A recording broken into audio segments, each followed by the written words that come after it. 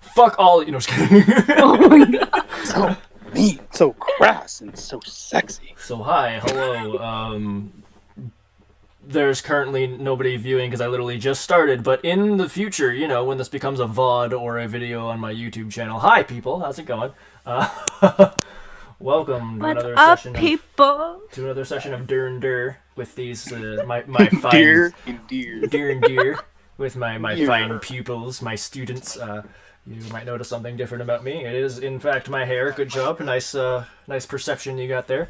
Rolled high. I was gonna say you're probably gonna need them to roll. Yeah, everybody roll perception. Oh, thanks. Cool. Nat one. They think I look exactly this. In fact, you're having a hard time seeing my face right now. Nat one. They don't even recognize you, and they all have dementia. Yeah, your internet is just tanking, and like the visuals are just super pixelated. You can't see jack. Oh man, bummer. Well, I rolled a 13 on perception, so I don't know shit. No, that's don't plenty. I mean, it's your end is a little laggy, but you see plenty. But yeah, and it's a mess right now because it hates me. I took a shower this morning, and it still does not want to do anything that I'm telling it to. So this is the way But that we things managed are. to escape the Wizard Academy, which was fun. Yes. My brother, who just spoke, his name is Brian, for those that aren't aware. Introduce yourself, bitch. B-Ra. What's up, everybody? I'm B-Ra. Oh my god! I like to do voices, nothing big. Hey, Brian! Brian! Oh my god! Brian. What? You're neat. You're neat. So yes, we are back again. Oh Tell your God, friends. die in a fire. And where do we leave off? You guys had just chosen your destination. You guys are in Ridgemorn, about to make your way back to Letham, so you can head to Azra, so you can make your way from Azra to Blackridge, because that's where the roads lead you.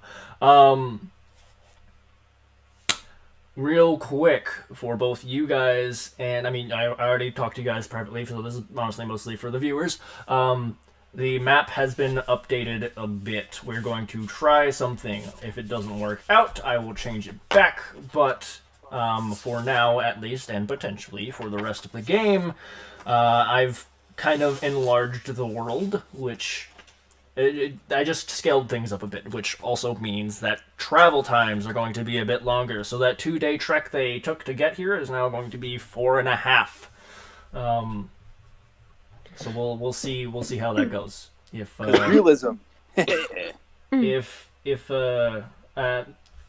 the players hate it, then I will scrap it. If the players like it just fine, then we will keep it. So let's hope that things go smoothly. All right. All hands up for veto. You can't see it, but I am raising hand. Sorry, what was that? Libido? Yes. Yes. Yes. Good. All right. Cool. So you guys, let's get back into it. Oh my God. Correct.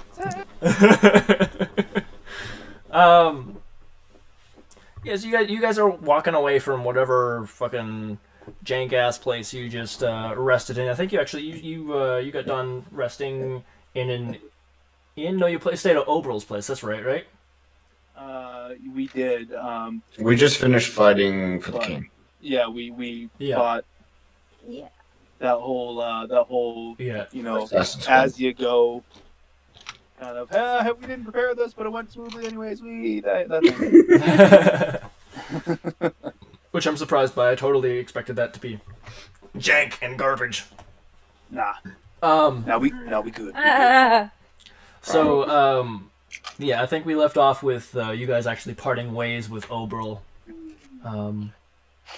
Oberl went back to his house, and you guys kind of made your way to the surface. So, just your kind of last chance. Is there anything you want to do in town before you leave? Any preparations? Maybe buy some potions or whatever the fuck. How much is a health potion again? Health potion will run you. I think they were 50 gold each. I think. I mean, if you two are down, I think buying some health potions would probably be beneficial. Yes. Nah, you don't need those. It's fine. Ah, we good. We good. We go on faith alone.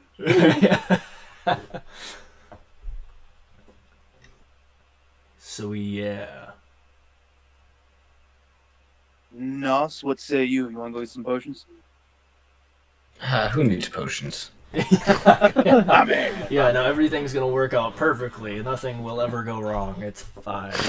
I mean, I only ate through like 8 of those in that dungeon. Yeah. This is fine. Everything's fine. It's fine. Nothing is going wrong at all. Everything is fine. Okay, so So how much for potions again? potions 50 are gold for the weak ones. 50 gold each. I'll take 2 of your strongest potions, Heather. You cannot afford my strongest potions. No, I'm meaning of the weakest kind. I will take 100 superior potions because I'm rolling in it. Sure. I'll go ahead and mark yourself negative 100,000 gold. Eh.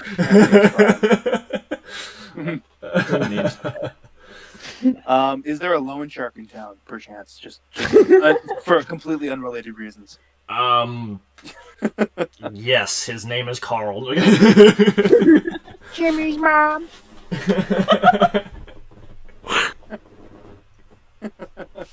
Just be careful of his scapula. Oh, my scapula. So we'll say, just for the sake of brevity, that you guys, however many potions you're getting, just mark off the money for it. It's 50 gold each, and just add the potion amount to your inventory. Alright, I'm gonna go ahead and just do 2 I because did too. I am a broke bitch. I'm a broke bitch. Alright, what is the weakest one called? The potion of like Just you're just gonna potion die of healing. anyways? Okay. I mean, if you really feel like it, you can call it the potion of don't die. Oh, should I equip my ring or I already added it to your features. okay, cool. Um, All right. Yes. So, now actually, if you want to, here, I'll do this for you. Candy and Nos, you both have the potion things added to your because you can just click on it and it'll do the potion healing, right? Yes, I have it. Okay, so I'm gonna add this. It's gonna be under your attacks and whatnot. 4 plus. Help me out, guys. The potion does 2d4 plus what? 2d4 plus 2. 2d4 plus 2? Okay. Cool. So now, if you're going to drink a potion of healing, all you have to do is click the thing in your attacks and spellcasting that says potion of healing. It'll roll it for you, and just mark it off on your inventory. I don't have that put. You don't have the put? Okay. We'll fix you up too. What? I got a -1 on a potion of healing. What? What? Why does Get it say fucked. ring? Did you hold on? Oh yeah, no, I pressed the chat bubble. Oh, 'cause- here. You have a strength modifier on that one. There should be no mod. Why? It should just be the damage. I didn't do that at all. Ah, -1 again. Woo! Man, I'm dying. I literally that's the people watching can attest to this. I didn't put that. Sus. Yeah, no, Among Us. I'm staring at your character sheet right now, and it does not say. It literally just says 2d4, plus 2. That's all it says. That's it. The saving does the saving throw have anything to do with it? The strength? Anything? No. It, I don't know why your strength is getting in on that. yeah, that's. I don't know why that's doing that either. So Well, do you see at it least on it's your sheet? consistent. You just you edit it yourself. How about that? You edit it and make it say the things that it needs to say. Basically, everything needs to be unchecked except for the first damage thing. The damage thing needs to say 2d4. The next part where it says plus and it's got that kind of dash thing. If it says strength, take that off. Make sure it says just the dash, the blank dash, and then after that it says plus. You just say +2, and type healing into the damage type, I suppose.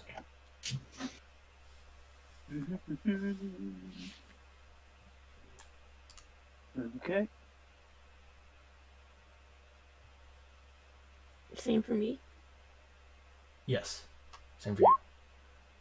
Yay! There it is. All right. Okay, there we go. Perfect. Couple test run. Oh, hold on. Okay. 2d4 dash what? +2 at the end of it. And then put the type then- is healing. And uncheck at the top where it says attack, uncheck that. And keep proficient in damage check. Well, I mean, the proficient thing doesn't matter because it's part of the attack, and if you have attack unchecked, then it's going to null out any of that. Okay. Go ahead and hit that gear thing and test it out just to make sure it's working properly. Okay. Sorry, Beautiful. that was loud. Nos, just to be extra sure, you want to test yours real quick? Yeah. All right. Yeah. Perfect. Okay, good. Good. Good. All right, cool. I don't know why I just closed those out. I still need those open.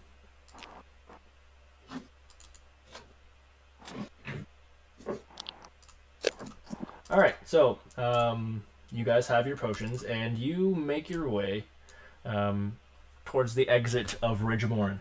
And upon going there, you see a small caravan being put together. Actually, that's not true. It's not a caravan. It's literally one carriage. You see some goods being loaded onto the back of this carriage.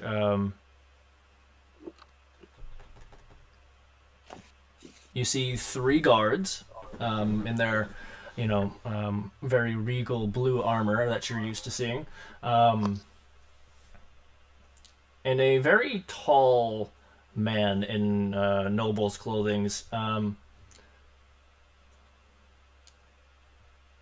I think you guys have seen one of these before.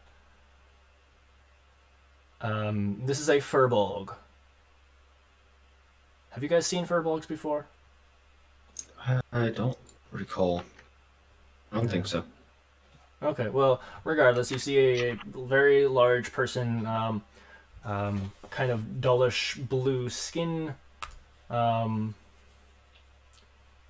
Actually, I think I made his. Yeah, this particular guy has light blue skin, amber hair, kind of long. He's got a beard and mustache going, and he's got this kind of more animalistic look to him. His nose kind of is a bit flattish, and he's almost got kind of like a cow-ish look to him, and his ears are a bit floppy. Gosh. Gosh. Oh, no. No, this is not Goofy. As phenomenal as that would be, no. You sure? I would really love to not get smacked in the face by DMCA. You're right. Ah, they don't. Duck they don't- DMCA. I'm gonna get fucked by the DMCA. I'm gonna get fucked by the DMCA. Me sensing a new theme song for the channel.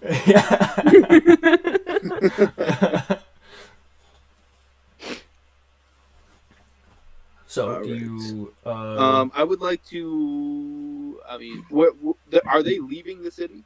yeah, it looks like they're packing up to head out, yeah?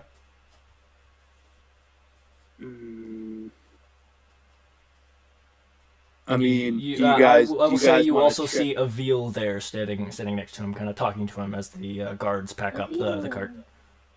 So like a baby cow. My son.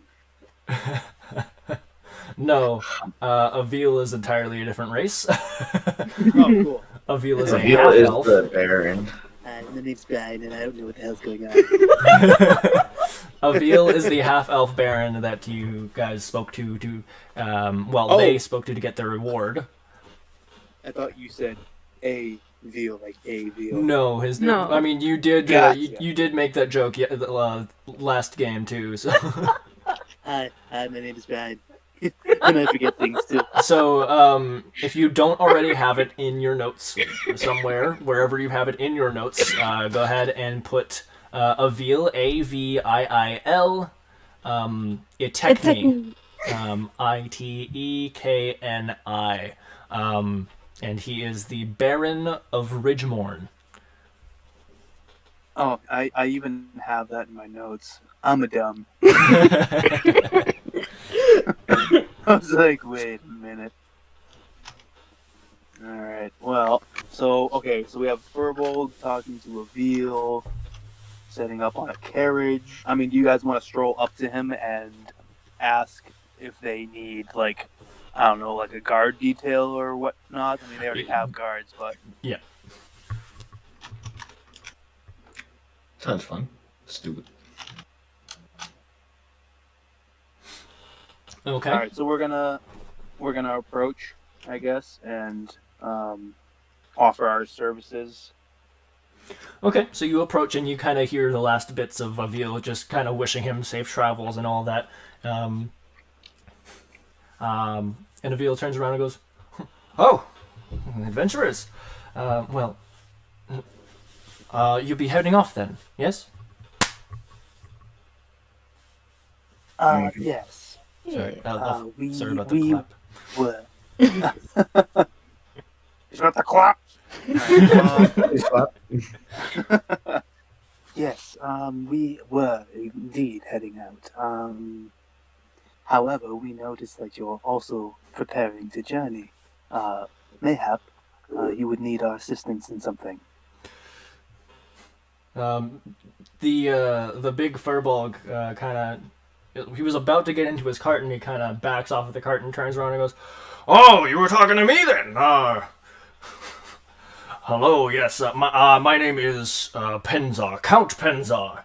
And he gives a bow. He goes, A pleasure. I wasn't in need of a detail, but if we're heading in the same place, then why not? Where are you guys heading?" We're heading to Blackroot. We're heading Were to we heading to Blackroot? Yeah, I was Left gonna from say, I first think and it was then on our way Blackroot, to Black Ridge. Do you say this to him? Yes. Yes. In a better sort of fashion, of course. Perfect! That's exactly where I'm headed. Well, I'm staying in Leffam, but that's where I'm headed. Perfect. There's strength in numbers. Absolutely. You should listen to this one. This one's got a good head on his shoulders.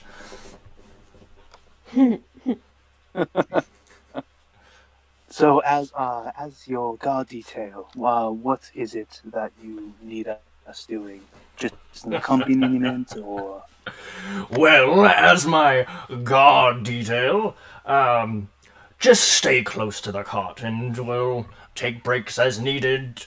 That's about it. Just tag along, and we'll see what happens. very well. Do you have your own cart or carriage? Did we I bring have it a with us? burlap sack. You guys do have your wagon.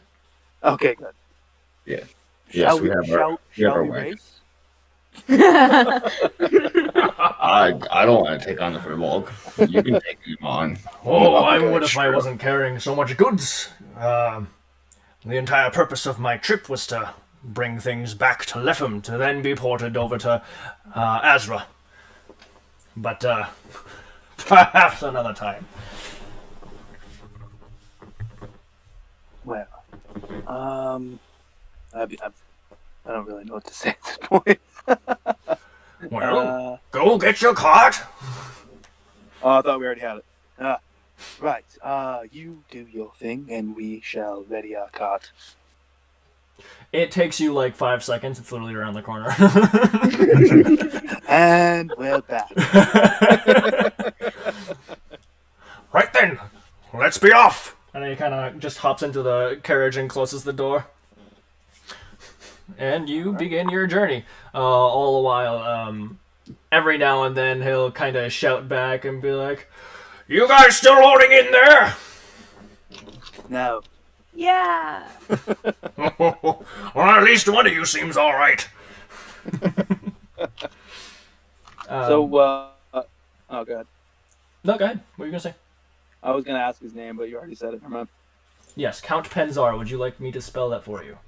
No. It's good. Yes. Okay. Penzhar. Oh, I forgot the age. Count Penzar. Okay. Oh, he's an important guy. He is an important guy. You are correct. Why? Why? Because he's a count. I don't even know what that means, but okay. Count is a very high station. Something, something, something city, something, something, something. Yeah, he appeared in. Best explanation. Yeah, he appeared in Sesame Street for a little while. Yeah, the Count, yeah. A one. Yeah, he has this gel that really makes his ears point out a bit, and he just puts some fuzz on his face, and it's the Count. And all he's gotta do is do a silly voice, and he gets paid big bucks. You know what I'm saying? Yo. Who's getting tired of the inanities on Sesame Street? A 1, a 2, a 3. 3 criminals in my jail. Excuse me. All right. Shut up. So we are journeying and that what? You are journeying, and it takes you a few days. He talks a lot about just kind of how much he enjoys running Lepham and how wonderful the people have been. He's also just like singing to the high heavens the praises of the Queen as you're on your travels. Talking about, "Oh, we've been friends a long time. That's how I got my station for the most part. Such a kind woman." And you guys spend about, I'll say, 2.5 days. So you're at midday now.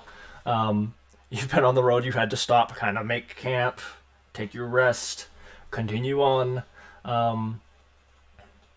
But on that third day, halfway through, you come across a couple carts, very beat up, very tipped over, and very suspiciously placed in the way of you guys. I'm gonna call for like a halt. Yeah, okay. You call for a halt, and you watch as their carriage kind of stops. They actually pull straight up to the two carts that are flipped over. And Penzar goes, "Oh, don't worry, I know what this looks like." And he kind of steps out. And go ahead and roll me a perception check. Who? All of us? Everybody. Okay.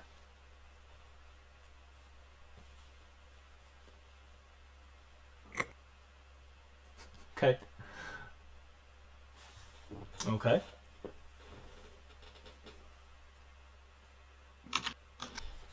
Okay, so Narcissus, you were the only one to see the front of a crossbow poking out from one of the nearby bushes.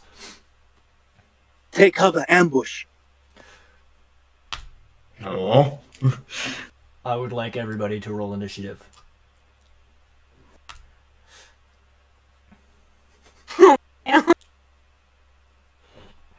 Alright. Damn it. This is going to be fun for me because now I have to roll initiative for everybody else. I also forgot to bring the thing up, so I'm going to go ahead.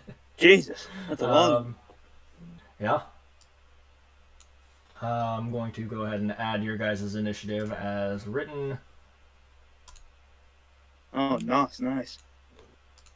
Yay! Finally a good roll. Oh, actually, no, it's a second roll. So I was about to say good roll to start the game, but nope.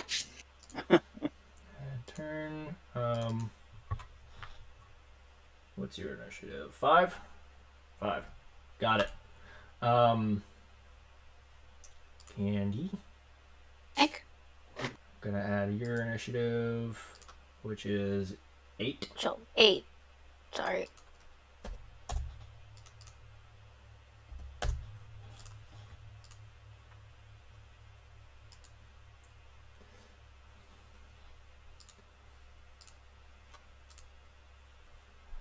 This is gonna be interesting.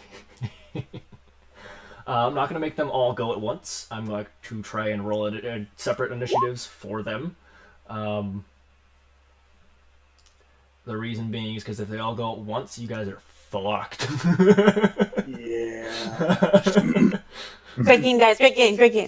GG, yo. Backup characters, anybody? Oh shit! Well, sounds like I'm dead. You had a 19. I need. And we die on a road.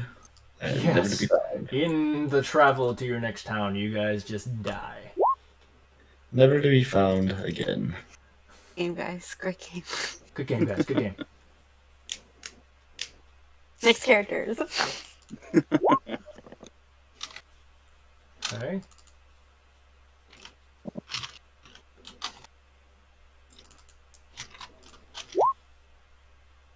Beautiful.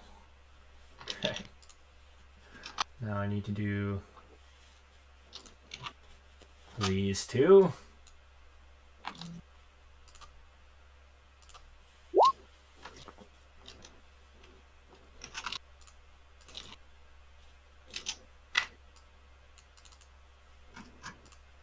This is going to be a very interesting battle. Bye, guys. Don't die. Don't die. It's bad for your health. That is some solid advice. Really more of a guideline. They're more of a guideline. Alright,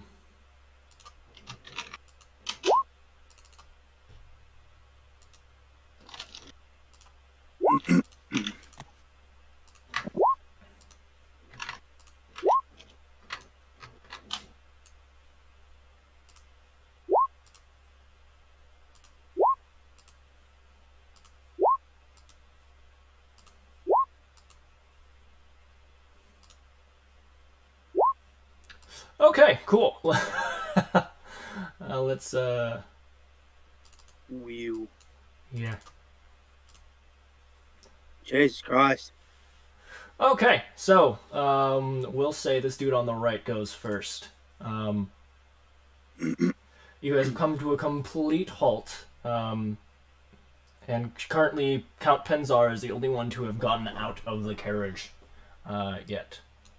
And he is going to take a shot, I think. They take shots, hold on. I know the regular bandits do, but I'm not sure if this guy does. No, okay, so, this one's going to, 1, 2, run over to Count Penzar.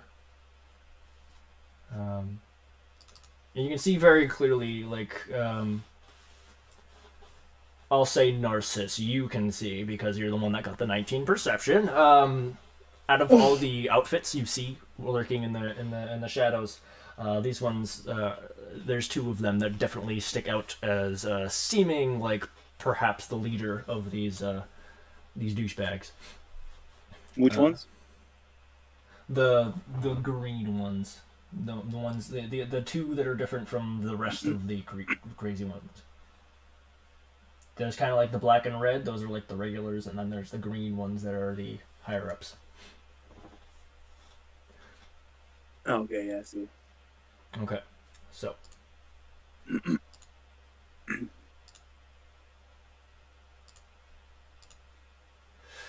Okay, Count Benzar has a what? Got it. So, you watch as this guy takes a swing at Count Penzar that completely misses as Penzar kind of moves his very large form. This man is thick. tall-wise. But the second one, he's faster than Penzar had previously predicted, and manages to catch him in the stomach, dealing 7 points of damage to him. Hold,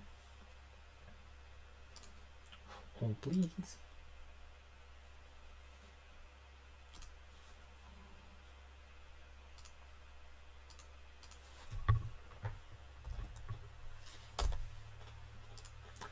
That is all he can do. Nos, it is your turn. I will say it takes you 10 feet of movement to get out of the cart.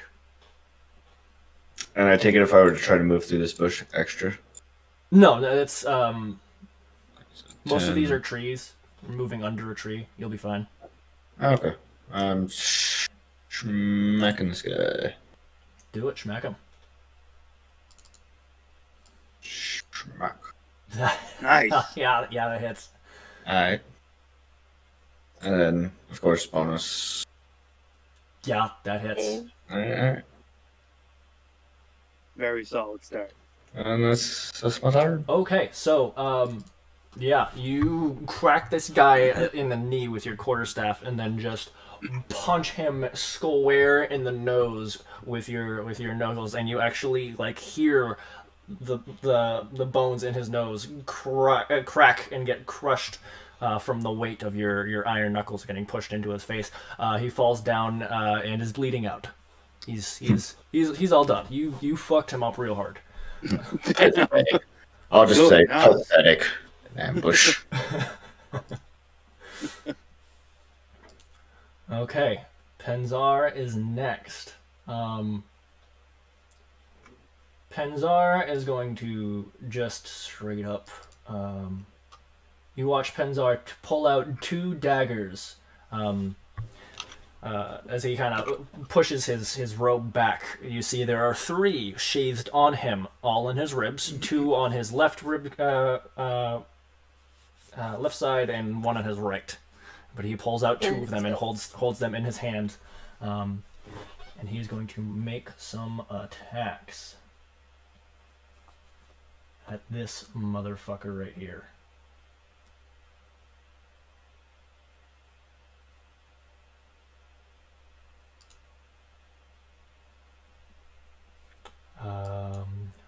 Baron has what? Okay, got it. That hits.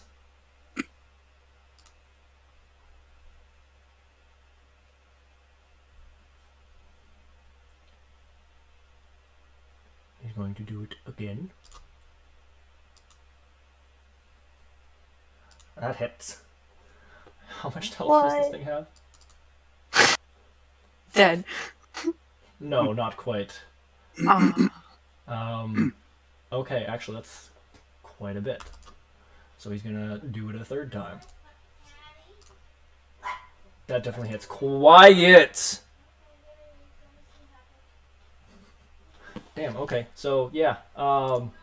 You watch him just cut into this dude, just like slicing nice round curves in his chest and stomach. As he kind of whirls around. He's surprisingly nimble and dexterous for such a large man. Yo, Chang should teach me how to use a dagger.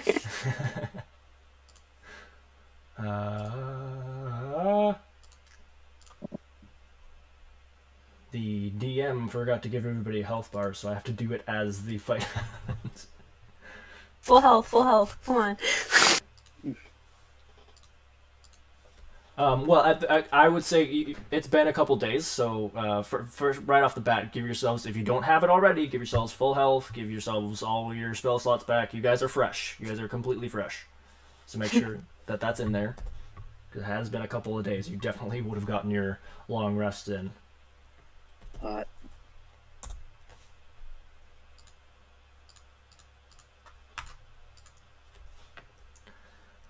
Minus 14. And then minus 15.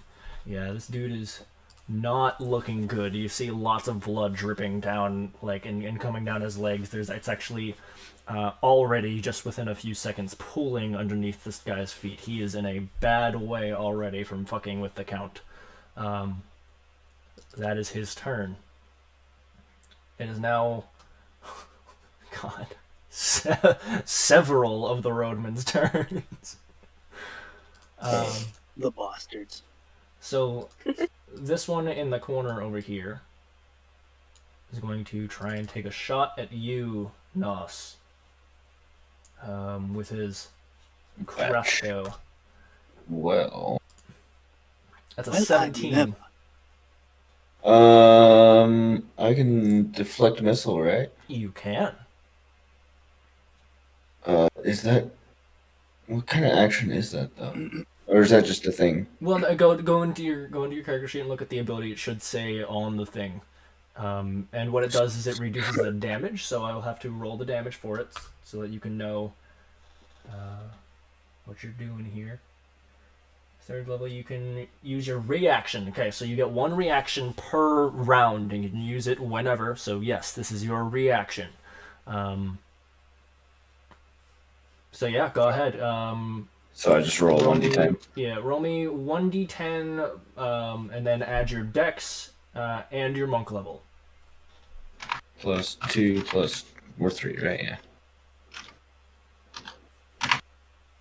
14. Yeah, no, that's way more than the damage that was rolled. So this guy takes a shot at you, and you just straight out of the air. You've caught it, and the tip of it is just an inch away from your eye. You can now, if you would like to, spend a key point to try and throw this at somebody. I think I'll hold it for now. Okay. I don't want to use a key point yet. Go for the return to sender achievement. I will say that once you... I mean, you can still technically throw it if you wanted to later on, but doing it right now is the only way you can do it, like, with the ability to make it do the damage that it's supposed to. I like Maestro's return to sender now, so I'm spending a key point. So it's a return to sender. Okay. How far is he away from you? Not far enough. Yeah, 25 feet. he's pretty damn close. Let me read how this works real quick. Spend one key point to make a ranged attack with a range of 2016 the weapon. Part of the action make proficiency. Missile counts as a monk weapon. Okay, so what you're going to do? What's higher for you, strength or dexterity? It's dexterity, right? Your dexterity, sire? Tied. Tied? Okay, then Yeah. either one. It's up to you. I need you to roll me a d20, and then I need you to do plus either your strength or your that modifier, your strength or dexterity modifier, plus your proficiency modifier, as your attack roll. Yeah, that definitely hits. Missile counts as a mark weapon. Reaction. I'm not seeing any. I could just be missing it, but I'm not seeing anything about the damage. So we'll say you deal just exactly as much damage as he was going to deal to you, which is 8. So, let me get this guy's health all set up. Come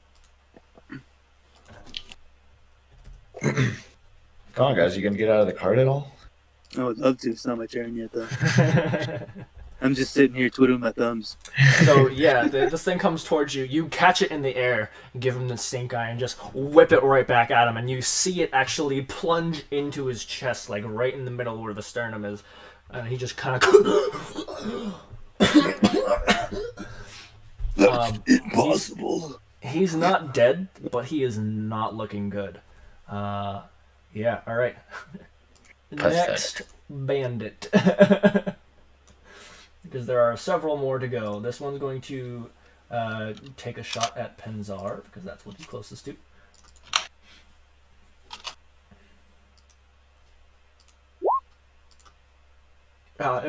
That hits. 7 points of piercing damage to Penzar as a bolt gets launched into... like, you watch as it actually enters his forearm. The guy was really aiming for his neck, but he missed. And hit his arm for 7 points of damage. And Penzar just kind of goes, breaks it off and throws it on the ground and just gives the guy like a death glare. Next, Rodeman.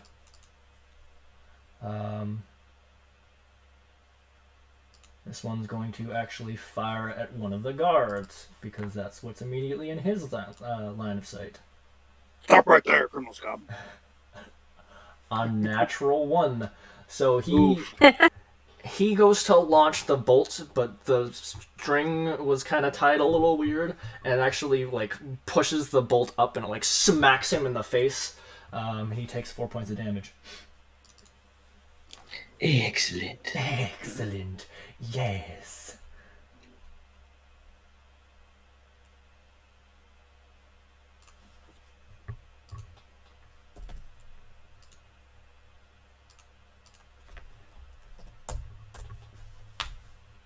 All right. We have 2 more of these to go. I'll say this one is going to take a shot at Candy. Why? Because he can see you. No, I'm invisible. 17. I believe your AC is 18, isn't it? Miss. Because Yeah. it was 18. So Get good, scrub. you have your shield on your back, and you kind of like you hear the trigger release it, and you just instinctively turn your back to it, and it pings off of your shield on your back. Okay, 1 more to go. This is interesting. I wasn't sure how a large-scale fight was going to go. This one's going to shoot at the other guard.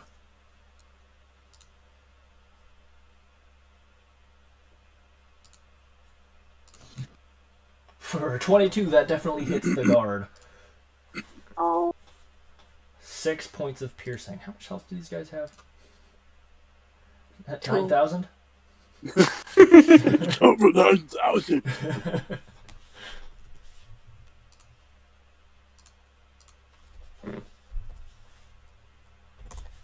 Yeah, so this guard just straight up takes one like right into the gut. He hasn't even gotten out of the carriage yet, and it busts. Oh no, sorry. This is one of the 2 that are actually like sitting at the front driving the thing. So this guy gets an arrow just like shoved straight into his gut. He's like, slowly pulls it out with a sickening. Oh, bad move.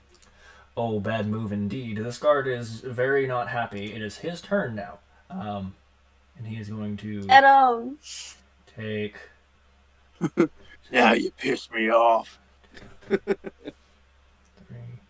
4, 5. Perfect. He's gonna swipe at this motherfucker. 11. What do these guys have for... That's... Like, that misses. Just barely. So you watch as the guard goes to swing, but as he makes his swing, the pain of the bolt that had shot him kind of kicks in, and he flinches just a bit. It makes his approach a bit more predictable, and the roadman just kind of uses his scimitar to knock the blade out of the way. Damn scimitar. All right. Man, this is pretty sparse on your guys' end. I apologize. it's alright. Yeah, this guy's gonna go out here, 2, 3, 4, and he's gonna spend his action making a strength check trying to pull that guard out of the carriage because he's currently seated inside the carriage. Baron, strength check, normal. That is an 18. Yeah, no, the guard totally botched his roll. So you watch as the roadman opens up the door, punches the guard immediately in the face, and drags him out of the carriage. Damn. Bunch of savages. Yeah. And we'll say it's now that guard's turn. He's gonna get his revenge, don't you worry. He's gonna spend 5 feet of movement to get back up because he was prone on the ground. And he is going to draw his sword and attack using his spear. He has 3 things that say spear, and I'm not quite sure why. But yeah, sure. He's just compensating. Oh, I know why. It's because spears are Throwable. they're throwable, but they're also versatile. So if he's doing it melee, he can do it one-handed or two-handed, and then there's the thrown capability. Bleh. Yes, and I'm pretty sure his attack misses anyway. It certainly does. So he takes his spear and tries to retaliate, but the bandit leader is expecting it and just kind of he actually grabs the side of the spear and pushes it out of the way. All right, more roadmen. This one is actually going to charge. 1, 2, 3, 4, 5, 6. That's as far as he can get, and he's not going to do anything because he's not close enough. And this guy is also going to charge. If I can select him, Jesus. 1, 2, 3, 4, 5. He's going to attempt to grab and drag you out, Candy. I need you to make me a strength check versus his. Oh, shit. He did not roll high, so you have a pretty good chance.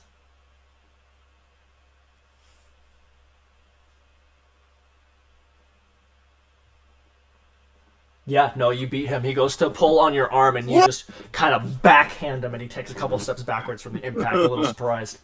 Don't touch me. Don't touch me. It is now your turn, Candy. You can...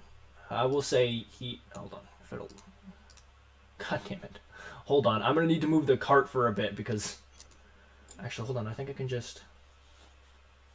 Back. And then I can... Yeah, there we go. Okay. Go ahead and take your turn. You slapped him and it moved him back 5 feet because that just makes sense for you to be able to have space to get off of the cart. It will cost you... Okay, so that's 10 feet of movement, so that's 2 squares used up to get off of it. Can I use my rapier? Huh? Can I use the rapier instead of the warhammer this time? Yes. If you... We'll say you would have equipped it... I will also say that you are not yet proficient with it, so you cannot use your proficiency modifier. I can't? No. What about her saber? She is also... I think she got rid of that. Didn't she give it to one of you two? I don't have it. She got a hold of the rapier +1. I don't... Maybe she sold it. I don't think Guys, so. are you letting me sell everything? I don't think she sold it. I'm But pretty sure she just bought the rapier. Regardless, they are both... yeah, they're both martial weapons, I'm pretty sure. And Wait, you are how do I... proficient with I'm simple sorry. weapons.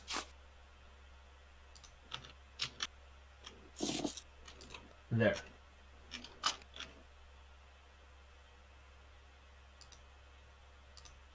Roll it or... Yeah, roll it.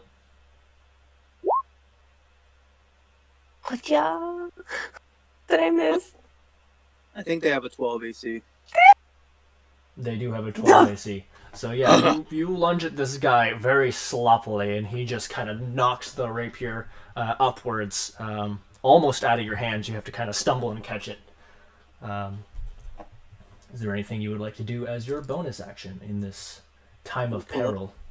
Where's my spiritual weapon? Yeah. Bust it out. Feed him the dinner, Candy. Remember, Come on, let's go. you can cast it up to 60 feet away from you. So anywhere that you can see within 60 feet, you can place this thing to start with. After that, on each of your turns, you can move it up to 20 feet per turn.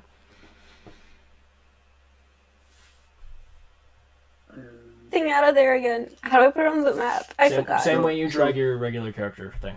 So Candy, I kind of have an idea. If you want to take out some of the guys who aren't in the fight yet with that. This would be something you would have to interact with her in character. Oh. I'm having issues to even take my spiritual weapon out. I'm sorry. So, in the things where you can see your characters, click and drag just the word spiritual weapon. Oh, thanks. Yeah. I'm not placing it there. It just happened to be there. You good. You got 60 feet. You could pretty much touch the whole ass map with 60 feet. Yeah. Spiritual weapon. Yeah, no, you could put it next to anybody on this map right now. So I would say, do I need to talk to her in character? Yes. Okay. In combat, that would be something you would have to do on your turn. Oh damn. Oh, okay, damn it. Shit. This is combat. Every round is 6 seconds. You gotta, Right there? My name. No. No. Put it back here, to be honest. Because I would have a view of that guy in the back, right? Wouldn't I? At your yeah. I'll say yes. You can see him. Don't do it. No, that works. That works fine.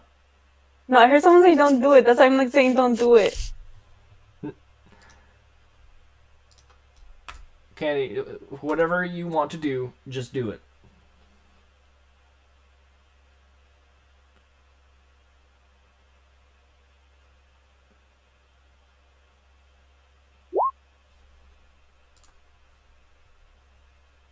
Okay, spiritual weapon 12. That I'm pretty sure that's exactly their AC, so it does hit him. Go ahead and roll for damage. 8 points of damage to this poor sod, who previously tried to shoot a bolt at you. Fucking beaches.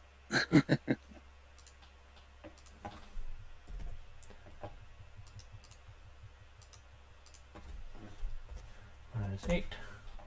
Yeah, so you watch as this giant ass floating shuriken just completely comes in, and you watch it actually cuts one of his arms off, and it drops to the floor. Cue Wilhelm scream. Yeah.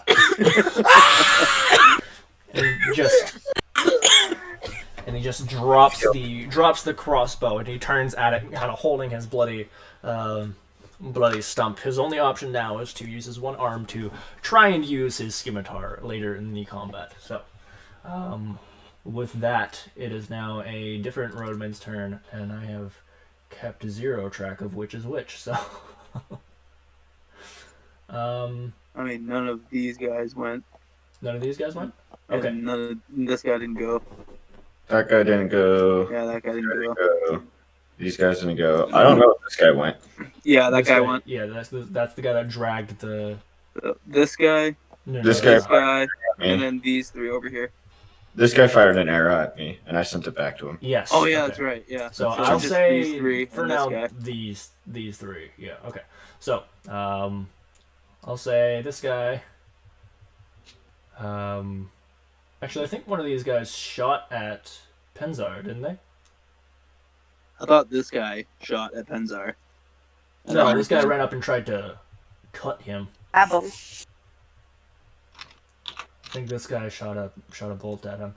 So we'll say this dude fires a bolt at that other guard that's sitting there.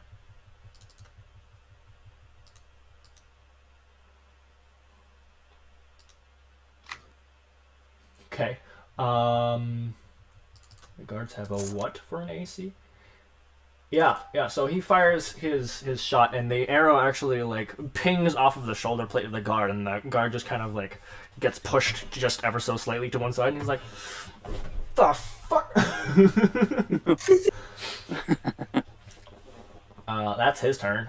He sucks. Now this guy's gonna go. He's gonna try 1, 2, 3, 4. 5, I'll say, and is going to try and drag this guard out of his spat.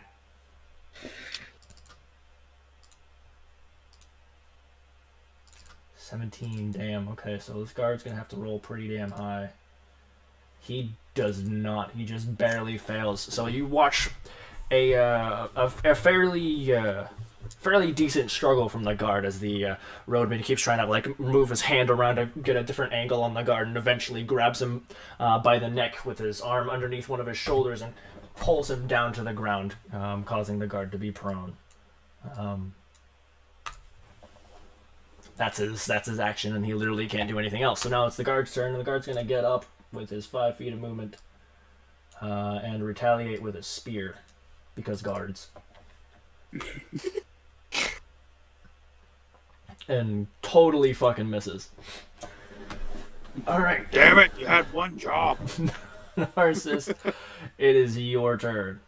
Alright, quick question. Yes. Can I cast sleep on like an empty spot, or does it have to be on somebody? No, I think it's a radius, so you can cast it on an empty spot, and as long as people are within that radius, you should be good. Okay. It's got a reach of 20 feet. Is the radius 20 feet? Yeah. Okay, so show me somewhere you want to place it, and I'll show you how many people it'll hit. Well, I was already kind of calculating that would hit these 3 guards. Or these 3 people. Yeah? Plus one of our golem. Yeah, well, but no, it doesn't affect ours. he'd be able to choose. I would say it would hit this guy too, over here. Okay, and then if I cast it here, If you cast or it here, actually, here. 1, 2, 3, 4. It would hit those 4 guys. Okay.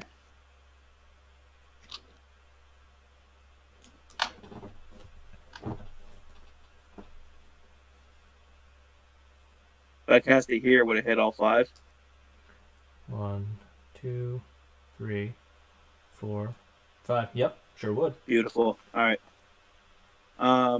So yeah, I'm gonna cast. Well, I'm gonna get out first, actually. Okay, so 10 feet of movement. Okay. I'm gonna go ahead and cast sleep there to affect those 5. Okay. If it works, don't attack them, because then they will wake up and it will be useless. Okay, so you convey this to them as quickly as possible before you cast it. Okay. Come on. Oh, my page is kind of locked up. Sorry. No, it's fine. All right.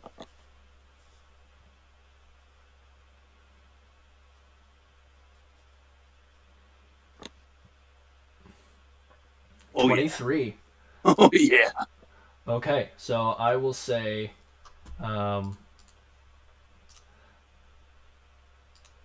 this one. Which one? Hold please. You'll see a symbol pop up as soon as I see one that. Okay, here we go. This one. And this one. Do you see the ones with the 2 black marks on them? Yeah. Yeah, those 2 have fallen asleep. There's not enough for any other to be affected. Is that how that works, or I thought it? It's essentially a health pool, and it latches onto the lowest health first. Oh. Well, damn it. None of them were damaged yet, so I went with 2 that have, low health. These each have 11 points of health, so leaves you with literally 1 point. Getting those 2 to sleep. Okay. So that's it. You put 2 to sleep and it fades. Okay, and then I'm gonna go ahead and use my bonus to activate Blade Song. Okay. So you watch as a mystical black spike appears in his hand and slowly kind of forms itself into a sword as it drips shadow, same as you saw before.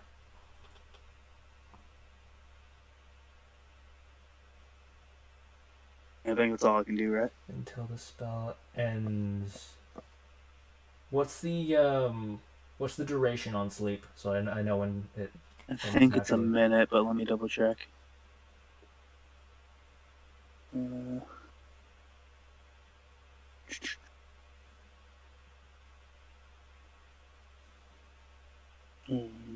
is it?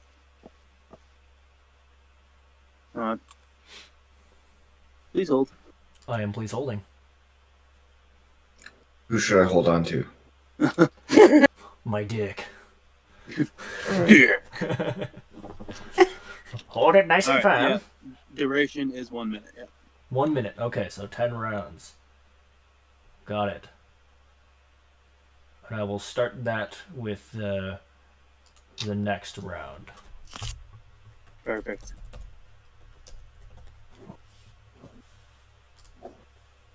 All right. So that is your turn. You now have your. Wait, did you say your blade song or your shadow blade? Blade song. Oh, your blade song. Okay, so you are not holding a shadowy sword. You're just holding your regular rapier, but magic sparkles fly around you as you prepare yourself to do your magic song dance bullshit. It's just magic kind of song and dance. All right, beautiful. Road Baron is next. I believe it's the one on the right that gets his shot. Yeah. Mm-hmm. Road Baron.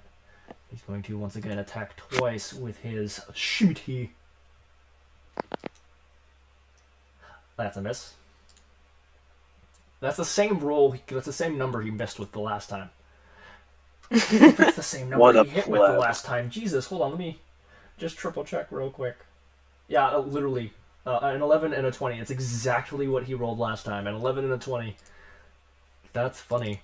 So yeah, you watch as once again, pretty much the same thing, but to the other side, you know. Penzar dodges the first one, but then he kind of does an uppercut, and this time slashes part of his chest and even gets a little nick on his chin. He will forever have a scar there where his beard doesn't grow in quite right. Ooh, Penzar or the bandit? Penzar. It's okay. Yeah. We love him anyway. Yeah, it's okay. It's okay, Penzar. Alright, that's his whole turn. Nos, it is up to you. Oh, Kill him! Kill him dead. what's up? E? Kill him right in the face. Do it. And I'm gonna get up behind this guy. Do it. Kick Assume the his position. ass. And I will give you advantage because you are flanking him. Oh, can I reroll that? Yeah, absolutely. Give me another roll. Hey, wow. Crit. That Crit, 20, crit. absolutely. Okay, yeah, so this guy takes 12 points of damage as you just whump him real hard in the back of the head. He is not feeling great. He's still not dead. He is still not dead. Well, that misses.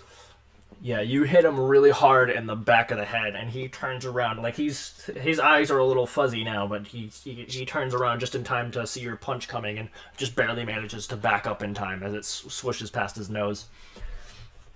That was good, though.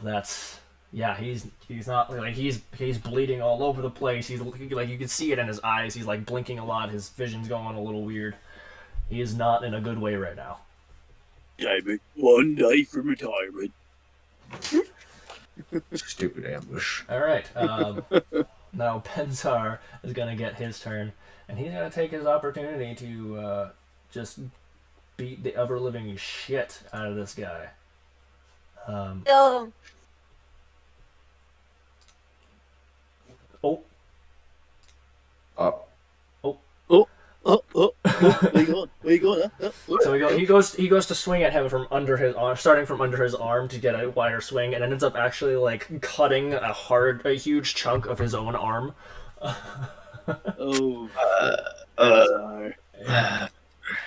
And takes 6 points of damage. You need protection. And just he tries to ignore it as he goes in for his next few hits. Road Baron, what's he got? Okay, that's a hit. 11 points of piercing Nice die. as he takes his other dagger and thrusts it into his back. And one more. 16, that's a hit. So he thrusts one into his back and then rears back with the one that he accidentally cut himself with and stabs it into the base of the guy's skull. He pulls both daggers out simultaneously as this road baron collapses, now dead. Death. Take that, you lying bastard. Yeah.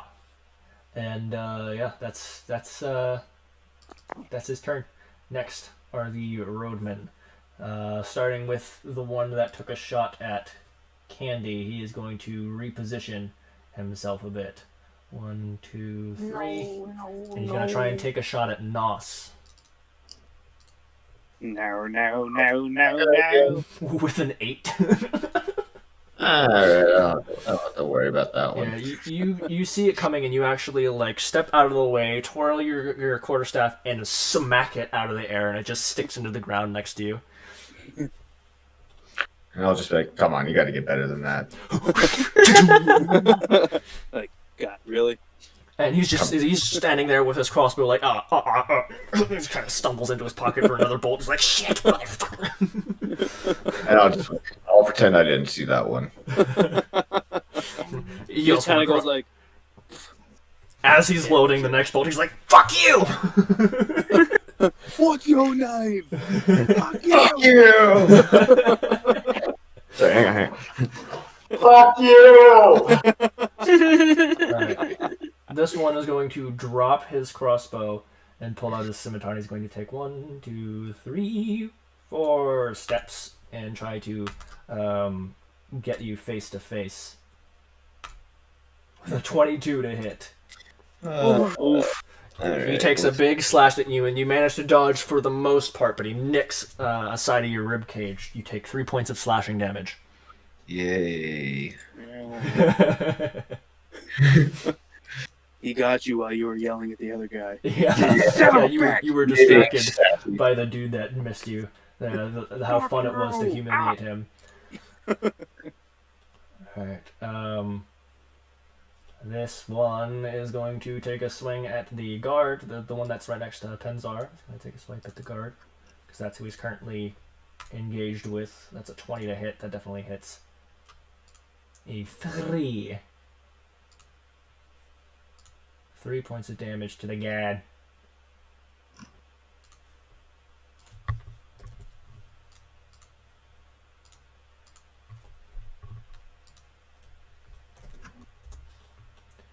But no, not 0-3. He does not now currently have 1,103 health. -3. With the guard, I think he does. Honestly, he did the Saitama training. He's really fucking you right. He's just jacked. This other guy is going to kind of shift his 1, 2, 3. Is going to turn to Nos and try to take a shot at you as well. Damn, with his crossbow. Nos, you're getting battered over here. I mean, when I've taken out... That is a natural 1. Yay! He takes 2 points of piercing damage as he accidentally shoots himself in the foot. He trips over a rock as he's on his way to his position and releases the bolt too soon, shooting himself in the foot. Daggone, shot myself in the knee. God damn it. And Nos, you're not even paying attention to this. All you hear in the distance, a little bit to your right, is just ah! Like, what was that? And you look over and you see him hopping on one foot, trying to pull the bolt out of the other one. Oh, ass. All right. And now I think the next turn are tributes to this guy standing. Let me look at that sleep spell to see if he gets a chance to wake up. Does he make any kind of roll on his turns, or is he just asleep? I'm pretty sure he's just asleep for a minute. I think so. I don't see anything about making a saving throw. Yeah, there's no. Yeah, There's no saving he's just throws. out. He's just out. Okay. Did I communicate that also to the guards? Because I meant to if I didn't. Yeah, you shouted it loudly. They would have heard it, I would say. And it is now the guard's turn. I think the bottom left one went first, right? That one's highlighted as the bottom right under pens are. Oh, okay. Oh God, that's helpful. Holy shit. Okay. The whole highlighting thing. Yeah. Okay. It's what's worse is I knew about that. I just completely forgot about it. What is this highlighting of which you speak? If you hover over the turn order thing and you go down the list, it actually highlights the square that they're standing in. Oh, Yeah. hey, look at that. Now I can keep better track of what's going on. DM upgrade. Level up. Yeah. All right. So now that I know which guard is, oh my God, that's so much better. Oh God, this guy's gonna take a stab at the bandit. That's an 8. That man, the guards really suck. I mean, to be fair, so do their bowmen. So. This is exactly literally like the first time that they had a fight with guards at their side. They were fighting the undead mouther thing. It was the same way. The guards kept like failing at their checks, like it just could not hit jack shit. It was Okay, we need to speak to the Lord High Commander. But you guys are getting awful training. Yeah, okay, that's his turn. Which one is this? Okay, yeah, okay, this one, the Baron right here, is gonna take a couple swipes at the guard with his scimitar. They technically have this like parry ability, but I have not been paying attention to that at all, so I'm gonna pretend they don't have that. Have what now? Yeah, exactly. What? What? Huh? What? What? What language are you speaking? He misses with his first attack and connects with his second. So you watch as the guard kind of puts his spear up for one of the swings and actually pushes the blade away. But as he's pushing, the Baron spins himself around and brings the blade to the other side of the guard faster than he was expecting, and manages to drive his blade into his side, almost carving into the middle, connecting with his belly button. Damn. Yeah, and the guard takes 4 points of damage, which as a character with 11 points of health is quite a bit. Why does it not autofill? That's annoying. -4. Yeah, okay, so that's the end of that guy's turn. Now it is guard number that dude. Oh yeah, I do recall that number. Yeah, guard number that one. Yep. Remember that one. And he's gonna go try and help his buddy over here by swiping at this doodly man bro guy. We'll take them together.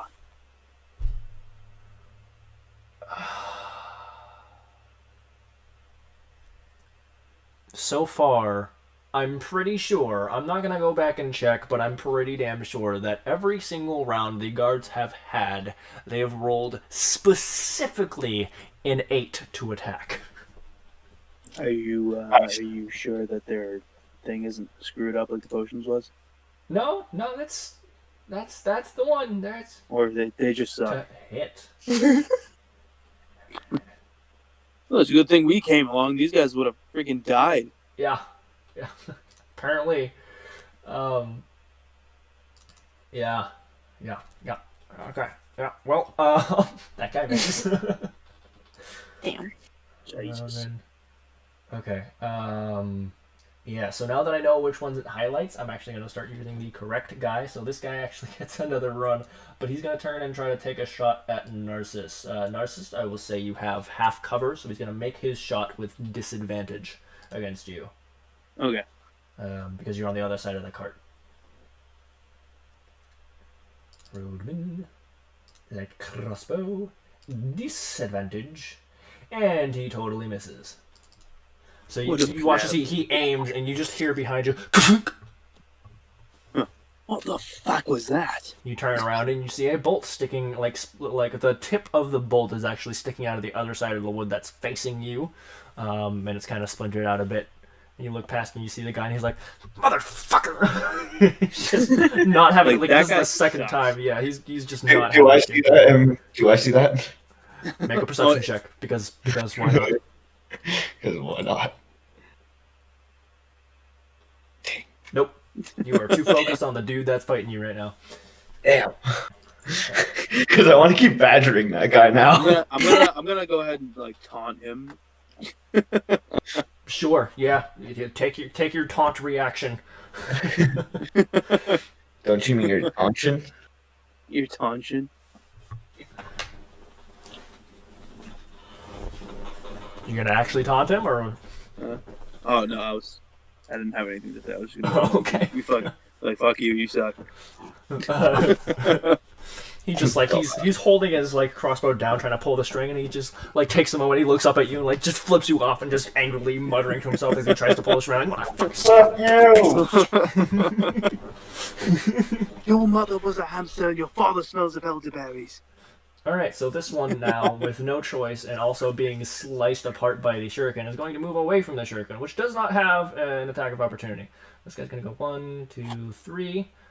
Did you already apply the benefits of your Blade song? blade song? Yeah. Yes. Okay, good. Then he is going to he pulls out his scimitar with one hand and is going to try to make a strike against you with it. I like the hard H on that. That's an 11 to hit. I have an 18, so Yeah, I gotta so go fuck he him. goes to take a big, wide uppercut swing at you, and you literally just sidestep, and it goes completely wide. Like, you probably didn't even have to step to the side. This dude, like, he's pretty fucked up. He's not doing good. His aim is way off. Like, really? Are you even trying? And his response is literally his teeth are gritted. There's tears streaming down his face. There's blood running down his side as his arm is missing and actually still spurting a bit from the fucking stump. And he's just going. Ew, it's got spit on it. Candy, it is your turn.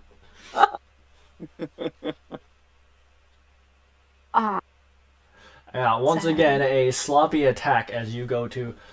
You actually he sees it coming a mile away and doesn't even stop you as you poke just like the edge of his armor and do nothing to him. It is a very pathetic display. He just kind of like moves like an inch, like. You're like.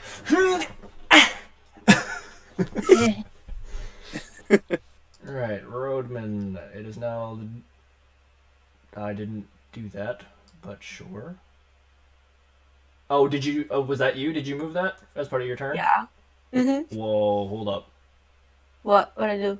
No, you didn't do anything. My Roll20 just like refreshed itself. That was weird. Okay. Right. Yeah. No. Did you want to use your bonus action to attack that guy? Yeah. There you go. That Doesn't even work anyway. Well, let me triple check. I don't think it does, but let me triple check. I think they got a 12. Yeah, they got a 12. So this guy just hears coming through, just and turns just in time to see these giant fucking blades spinning as fast as humanly possible. And then just straight up like drops himself. Like he doesn't do anything fancy. He like literally jumps and like slams his ass on the ground. And in fact, just because it's funny, I'm gonna give him a point of damage for it.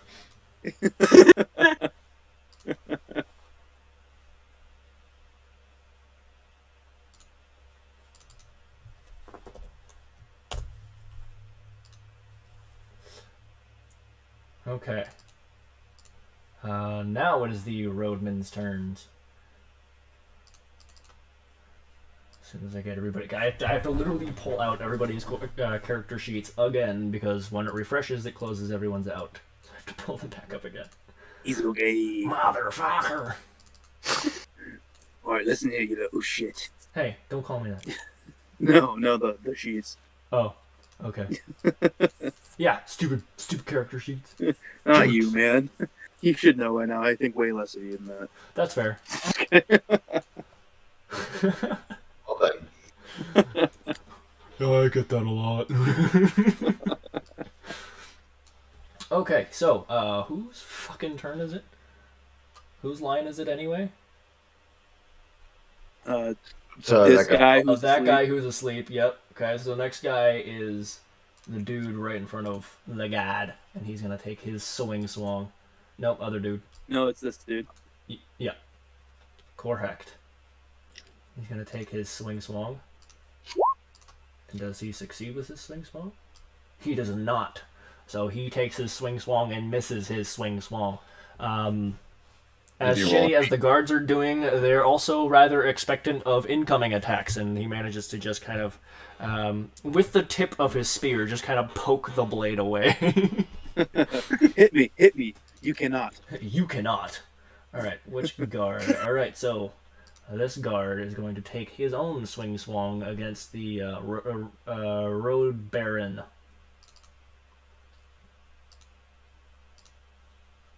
Hiya! A fucking 5. Yeah, nope. Nope. These we're gonna have to have a sit down with these guys. Narcissus, it is your turn, and little this, powwow. I will say, marks your first round. You are at 9 rounds now for your Blade Song and for your Sleep spell. Okay. What is Shadow Blade again? I believe it's a bonus action. Okay. So you can use that and then immediately attack the guy that's right on top of your ass. Yeah, that's exactly what I'm gonna do. So I'm gonna go ahead and Shadow Blade it up. Okay, so now you see the black spike that turns into a sword and is bleeding darkness and shadow. All right, and then I'm gonna get a good old stabby pokey at this guy. Okay, go ahead, roll for it. How do I do that again? In your Oh, yeah, the attacks rapier, thing, it there should we be, go. yeah. No, not Okay. the rapier. You're not using your regular rapier. Oh yeah, that's right. So I believe somewhere in there it should say Shadow Shadow Blade. Blade. There we go. Pokey, That most definitely hits. pokey. Okay, so yeah, you watch as anybody who's looking, we'll say, sees Narcissus literally. He sheathes his rapier, and in the same motion as he's pulling it back, you see his blade is still sheathed, but it seems like he's also unsheathing some kind of ethereal black energy as it slowly, draws longer and longer as he pulls his hand out and moves it to the side, preparing for an attack. And in his motion to lunge forward at this enemy, it begins to solidify at the same time into the shape of a sword. He runs this man straight through the heart, and you watch the shadows kind of bleed out the back of this rogue character as blood begins to spurt.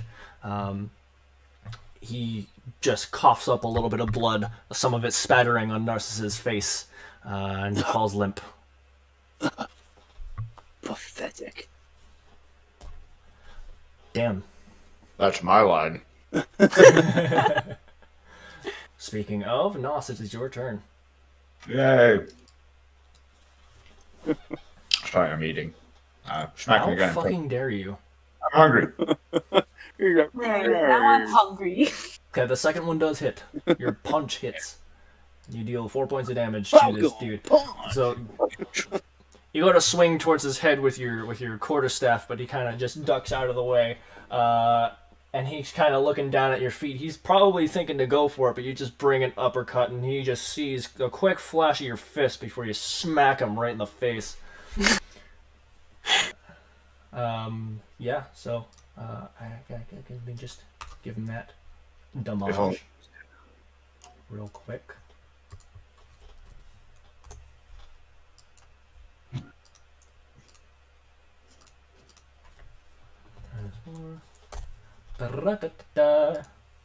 Okay, it is now the Count's turn. And the Count is going to... Does he have a thing? He does. What does this thing do? Okay, so for anybody paying attention to Count Penzar, you see him turn invisible. And actually moves over here before reappearing in the act of throwing one of his daggers. Going to make his attack rolls.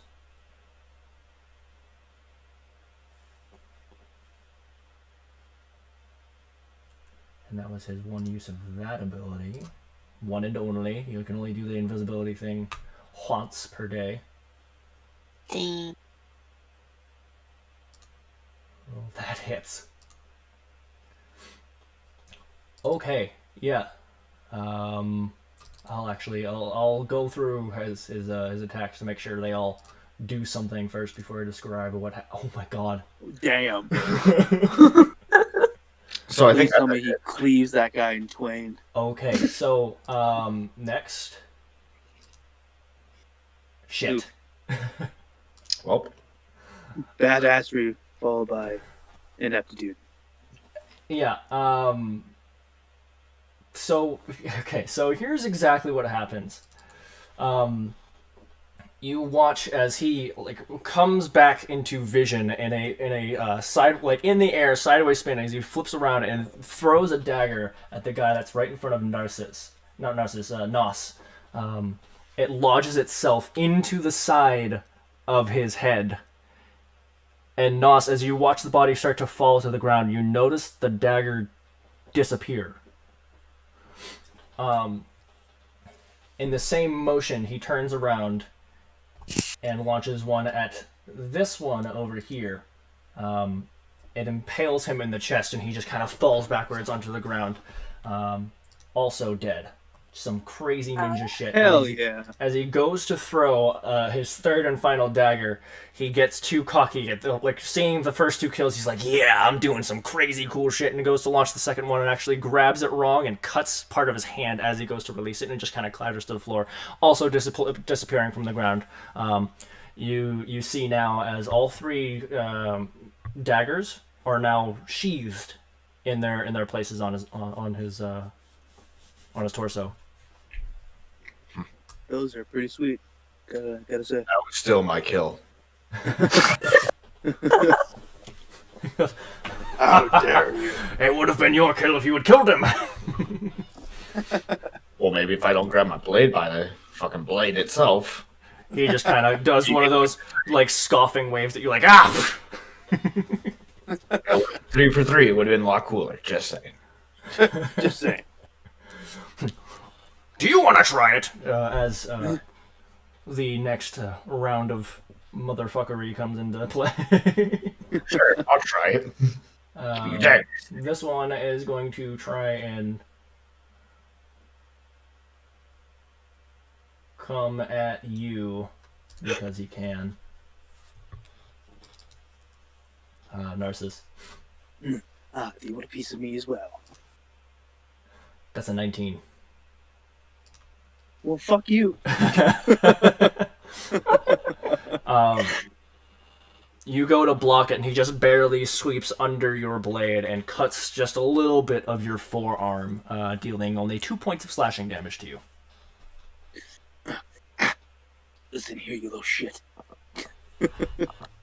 He just kind of has this very intense stare into your eyes, just not saying anything.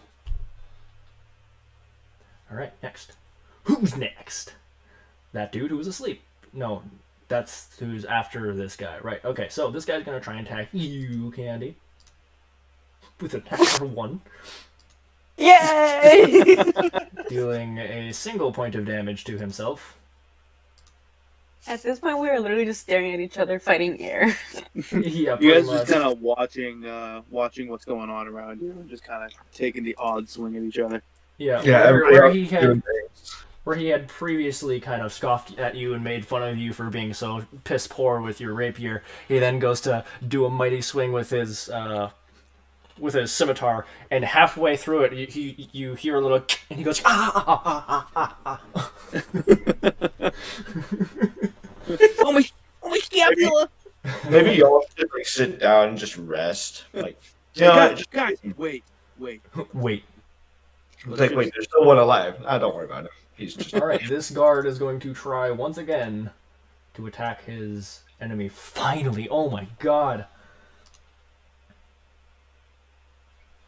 Okay. For the first fucking time, you see this guard, the one over here on the same side as Penzar, reel back with his spear so much that the butt of his spear actually hits the cart for a moment, and just runs this guy through. He is still alive, but he is not doing good. That was a solid hit.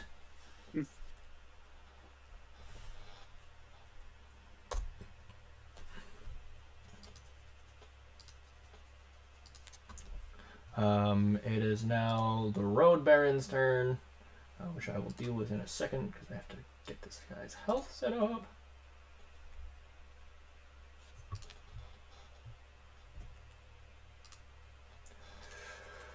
Okay, Road Baron is now going to turn around and try and attack the guy behind him because he looks a bit worse for wear. 12. I think these guys have. Yeah, these guys have 6. So that's a miss on the first one, and a hit on the second. This guy's got a fucking pattern. Swear to God. So once again, he misses. He goes to attack with his first swing and actually like kind of pangs off of the side of the dude's helmet, of the guard's helmet, and then goes for another one and manages to. Okay, so he hits him in the head, bounces off the head for the first one, but then goes straight for the neck on the second one, and you watch as the blade just, like butter, straight through this guard's throat, and he drops dead, bleeding all over the ground. No! It is now Charles! one of the roadmen's turns. This one. This one is going to 1, 2, 3, and is going to try and take another shot at you. He's not. Yeah, repositioning's gonna count for the skill. This time he crouches down and like kind of rests it on his knee for a little bit of support, trying to see if he can steady his aim a little bit.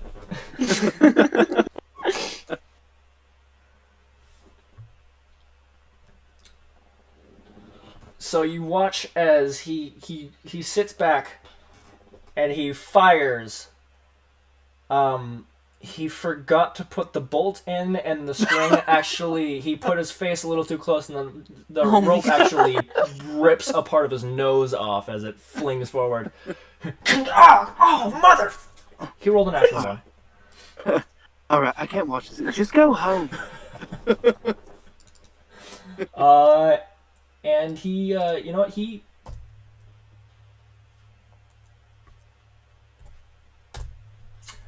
How much movement was that? That was 1, 2, 3.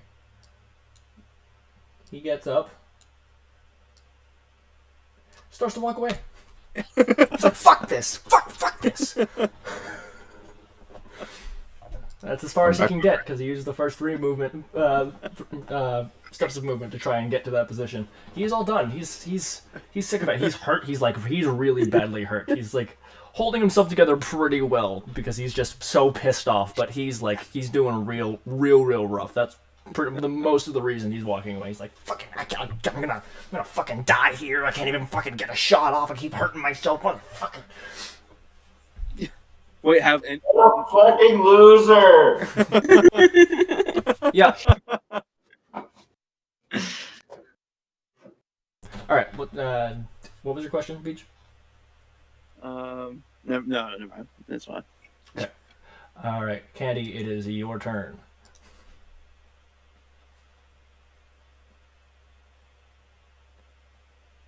$14. Pretty sure that hits. Yeah, that hits. That definitely hits. Nice one, Candy. Oh yeah. Okay, so yeah, you're just like, you're so sick me of with missing, you're like, and you actually manage to slam it straight into the center of his forehead and watch as it skewers all the way through to the back of his skull, and his eyes just go a little bit cross and dazed, his kind of tongue sticking out, and his body starts to go limp, and you have a hard time actually holding it up as you kind of try to yank your sword out. I'm gonna say it's a human skull, and he is not undead in any way, shape, or form. It's gonna take you a strength check to try and get it out of there on your next turn. Remind me. Okay, so that guy is super dead, but your blade is stuck in it. You still have your bonus action. Fuse. Go for it. Sure, why not? Did I hit? Nice. Yeah, that definitely hits. 7, nice. That is a solid hit. Solid. Solid. Yeah, no, this thing actually, like, tears off one of his legs. It comes in and just buzzes off one of his legs, and he's, like, now on the ground, screaming in pain. That is your turn. This guy is very much worse for wear. That guy's asleep. Well done. Well done. And this guy here is actually going to take the disengage action. 1, 2, 3, 4, 5, 6, and he's going to start hauling ass away from there. So you watch as he kind of like he fakes out the guard, and makes him try to make a defensive move, and in that split second he backs away just far enough to get out of his range and ducks his ass out of there as much as he can. And now this guard's turn. This guard is not doing so hot against the Road Baron. 19, thank fuck. Managed to get a hit off on the Road Baron. As he stabs the motherfucker, we'll say in the thigh, because that amuses me. It amuses me.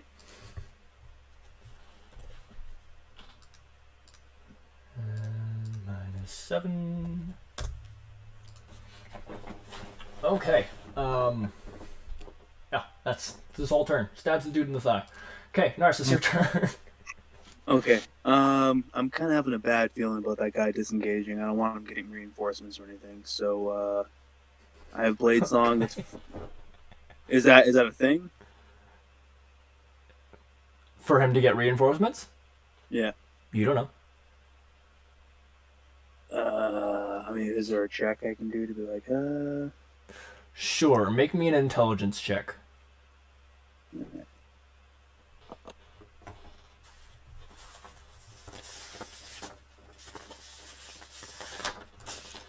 That's a save. You need to make a check. Oh, whoops, damn it. Keep on doing that. Okay. Sure. Good both ways. Got it. Okay.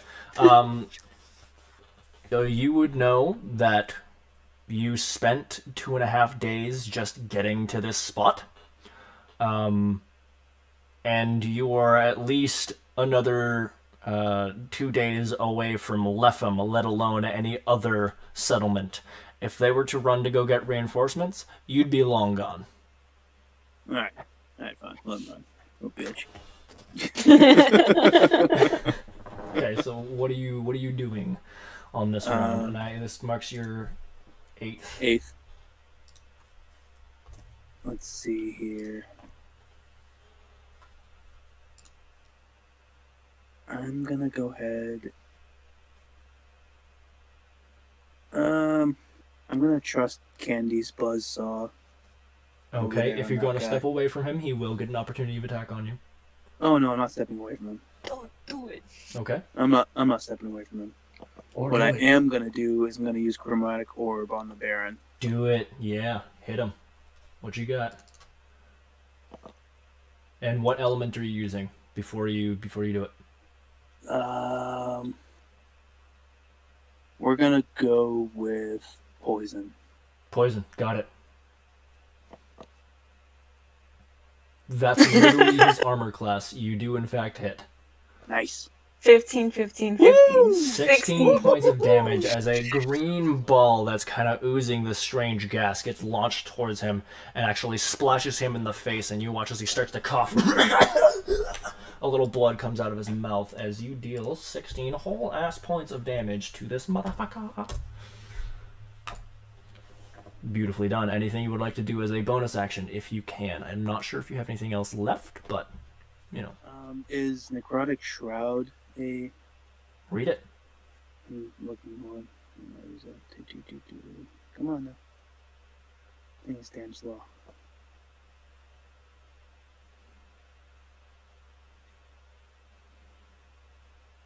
I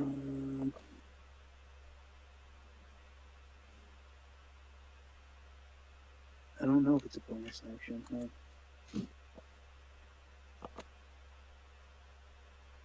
Sorry, this thing's like super slow. That's right. It doesn't say any type of action. It's like a racial. No, it should say in the description. Use your action. It's a full action. Okay. Well, I don't think I have any other bonus actions. Okay, then you're good. Nos, it is your turn. I'm chasing the guy. Oh, that poor sod. Yes! I'm chasing him. Bring that ass here, boy. Unitedly. Okay, before you do this, I would just like to say there is a guard fighting a much more powerful enemy who is not looking so hot. Yeah, we got another guard. We got the count, and we got candy available. God. We're fine. Alright, go for it then. I'm just smacking this guy. I don't want to kill him though. I just want to like knock him out. We'll knock him out? Okay. Noted. Yeah. No, that first hit misses. Ah, damn it! This guy's They both miss. Yeah, so you run up behind this guy, and he's like, he ducks under your quarterstaff, and you go to punch him in the face, and he kind of like jumps aside. Dear God, just leave me alone! You can dodge, but you can't hit. Come on. Alright, it is now Penzar's turn. And seeing his friendo over there is going to go 1, 2, 3, 4, 5. Is actually going to step here next to Candy. And he's going to throw his daggers. Show him. Do it. Come on, Penzar. He's going to use his bonus action first to use, let me just read this real quick, his fighting spirit. Cool. I dig this guy. Yeah, Penzar is awesome. I think we can be pen pals. Pen pals. Bet. Bet. Slit, bro. Slit, bro. You watch as some of his wounds seem to kind of heal, but only part way, and what is healing him seems somewhat odd, like not quite natural. I'm just gonna straight up say this as the DM. It's temporary hit points. This is what you're seeing. You're seeing him gain temporary hit points. Okay. Um, Is that like a racial or a skill? that's from his class. Fancy. And also, he's going to take all of his attacks with advantage. That's hot. That hits. 12 points of damage. Okay. 2. Damn. That's 11 points of damage.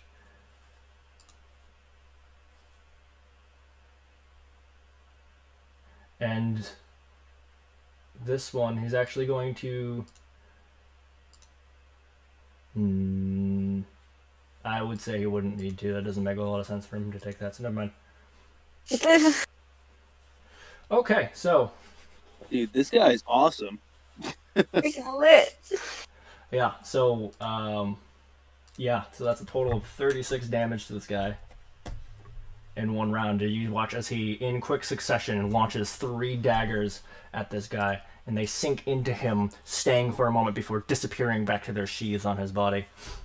Nice. And this guy's like, Have to teach me this. one of them actually hit like just above his collarbone. He's starting to choke on blood a bit. He's holding on, but not by much. Question. I Yes. hit him with poison. Does that have a DOT? No, it does not. Oh. Not unless the spell specifies. What the hell is the point of poison? It is a damage type, and if things have a resistance or a vulnerability, then there's something to be aware of. see. Yeah. What about when his daggers go away? I'm assuming there's no bleeding damage after that. Not really. I mean, there are mechanics for bleeding damage, but they're for specific classes that like purposefully cause that bleeding damage. Gotcha. All right, so let's do What it in kind front of of you. bullshit is this? I I'm know, sorry. right? It's like we're living in some sort of, I don't know, fantasy world. Oh, it's almost like it's a game. It's kind of weird. Guys, we're breaking the fourth wall. Is that Deadpool? All right, so your armor class is still 18, Narcissus, right? Oh yeah. Yeah. So this guy swings at you, and you straight up like you drive a needle point using your shadow rapier through his sword to stop it. Which, by the way, that reminds me, your shadow blade is now at 9 rounds because you started that late. Mm-hmm. And that's his turn. The next guy is asleep still. Guard. This guard over here is going to try and join the fray to help his companion. 1, 2, 3, 4. He's going to hop over the seats, spending 10 points each as he hops over the seats. And land right there and try to take an action to stabby stab this doodly dude man bro guy. Come on. Come Stab on, him. Richard. A hit, Stab him. Yes! Yes! Kill him! and you watch as this guard leaps over, like he almost parkours this. Like he puts a hand on one of the seats, lifts himself up, uses the ass of a horse with his foot to push himself all the way through, lands and stabs his spear straight through this guy's throat. Yes! And rips That's it out it. He's getting a raise. sideways. He's getting a raise. He's getting a raise. And that man is dead. Yes! All right, now this roadman is running away now. 1, 2. So this guy is off the field. Oh, he disengaged, damn it. Oh yeah, he disengaged and booked it. He's out of there. Bastard. Candy I'll just be yelling. I'll be yelling. You're weak. You suck! is your turn. You gonna attack that guy? Okay. Wanted to. You miss completely. You stab the ground right next to him, and it just kind of, he kind of like almost snuggles up to the blade and just. I missed a sleeping one. Great. Actually, you know what? I think no. Hold on. Roll that again. Normal roll because you already rolled once. He's unconscious and on the ground. I believe with a melee attack you have advantage. I'm pretty sure that's how that works. Again on normal? Yeah, on normal because you already rolled once. Yeah, That's hits. his Go ahead. AC. 5 Yay. points of piercing. Nice. I'll take it. You stab it Candy. into him, and he just gives out a large, almost girlish scream as as he wakes up in horror at a blade being plunged into his shoulder. He is not a happy camper. He is super awake now. What would you like to do as your bonus? Okay, there. Yep, that hits. Yeah. Nice. And you Oh, he's watch super as the dead. blade. Narcissus, You almost get cut as the blade saws through the Oof. center of this guy's body, the blade coming inches away from your own body before the blade stops spinning, the top half of the corpse still resting on top of the blade as the bottom half kneels down and slumps to the ground. I look down at it, look over at Candy, be like, I mean, well done, but cutting it a little close, aren't we? And it's still floating there with like the corpse literally sitting in the middle of the shuriken. Like the shuriken is acting as a platform that's just holding the top half of the corpse up. Like, right. Alright, it is now this guy's turn, who is no longer asleep. I'm going to remove that mark. He's going to spend his movement to get the fuck up. He's going to try and get a swung at you. How about that? No. That's a miss. That's a swing and a miss.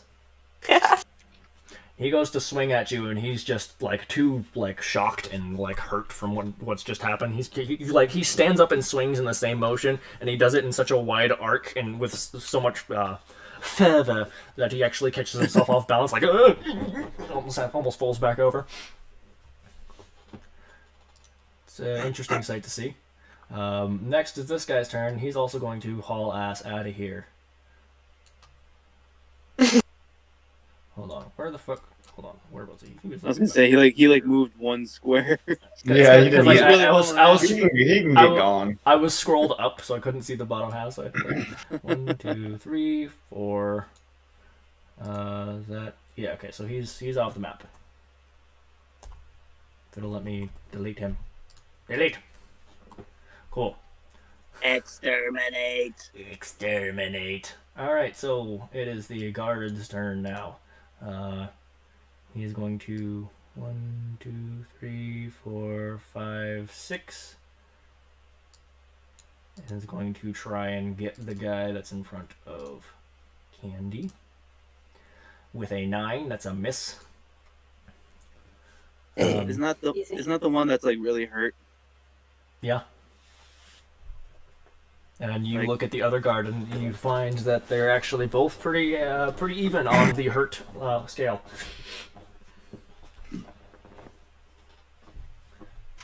But you know, for the kingdom and all that. Your turn, nurse. King and country. Let's see here. All right, well, I'm gonna go ahead and do a little scoot here. Let's see.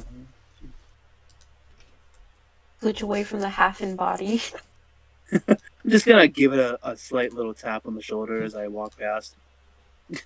Like, you hang in there, bud. It slumps over and face plants into one of the blades. With a loud squish. Yeah. It's still on there, like it hasn't fallen off. It's just slumped over now. And you see, you watch as like the shuriken actually leans a bit from the weight. Just very slowly sliding off. Yeah. It'll take a couple rounds before it falls. Alright, so let's see. How many squares?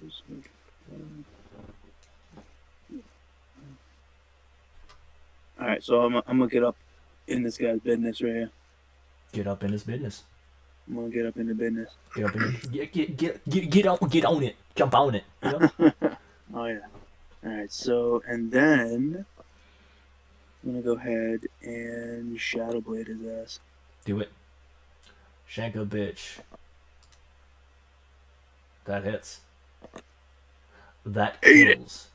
In fact, you know, normally this is a stabbing weapon. You literally just walk right up and with a wide swing, lop the fucker's head right off with your blade of shadow. Candy, roll me a dexterity saving throw because it's funny. Okay.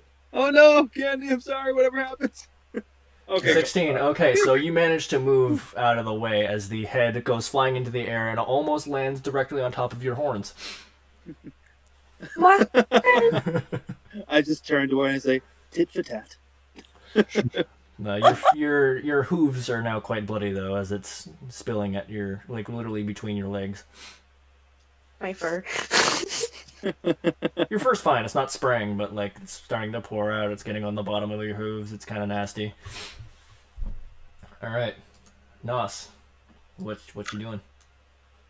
So if I sprint as an action, Yes. I basically double my movement, right? Correct. That gives you 80 feet of Cool. movement instead of 40. I get all the way to here. Yeah. All right, that Get is 'em. your action, and you cannot use your bonus action to attack. Fuck. Oh. Well, he's sleeping, so he's not going anywhere. Yes. So I will say, If I spend the key point, I can use the bonus action as a dash. that's true. Would you like to do so? Yeah, because fuck it, I'm smacking this bitch. Okay, there you go. He's like, I don't give a fuck, alright? I don't care, I'm smacking him. Yeah, that's that. Okay, yeah. So you drive the quarterstaff just straight into his nuts, and he gives out a loud. He doesn't I was even just get to drinking water. scream. All you hear is just. Pathetic. He's still alive, but that did not feel good. He's just on the ground. Yeah, which is why he gasped instead of screamed, because you just busted one of his nuts wide open. He won't use it later, it's fine. Don't You- worry, my friend, you're going to die here anyways. I was about to say, if he lives, he will never have children, and he is most definitely awake. We should have him live just so he can't have kids. Okay, it is now Sucks to suck. Benzar's turn. Enzar. 1, 2, 3, 4, 5, 6. Going to get there and throw some daggers. Nice. He's actually going to do so at disadvantage because it's a ranged attack and he is prone. I'm looking at the wrong character sheet. Yeah.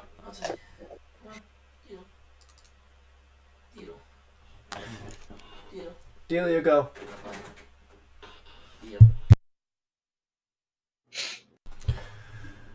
I just got them an hour ago, so I don't know why they're going out again, but you know. Anyway, yeah, he's making these attacks at disadvantage because he's at range and they're prone. When someone is prone, the ranged attacks are made at disadvantage. So, 1, he's still. Jesus. Still This hits. guy rolls like a freaking G. Yeah, so he literally walks over, looks at the guy on the ground, pulls out one of his daggers, kind of flips it in his hand a bit, and just straight into the guy's forehead, Nice. and he is super dead. All right. Nice. He lost one guard, though. And you watch as Penzar walks over to the body, which I think was about here. Yeah. Pulls off the helmet and closes the eyes. I'm going to go ahead and move over here and also offer my condolences and also offer him one of my summoned healing elixirs, the other hurt guard. Okay, so you cast that spell and you hand it off to him? Yeah. Go ahead and roll the points for it.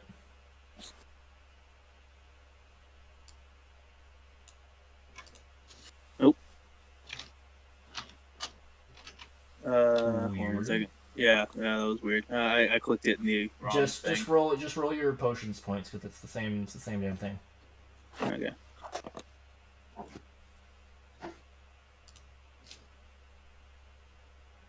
Nine. Okay, yeah, no, he's at full, and he thanks you graciously. I turn to Penza and say, although we made it, I do offer my sincerest condolences. Well, I expected a bit of injury and such a stuff, but we'll have to bring him to his family. and you just see he just picks up the body and slings it over his shoulder, and brings it towards the back of the cart. He's like, "Don't worry, my friend," and he's kind of rested in a sitting position and moves some things to kind of keep the body in place. "We'll find you a more respectful place to rest."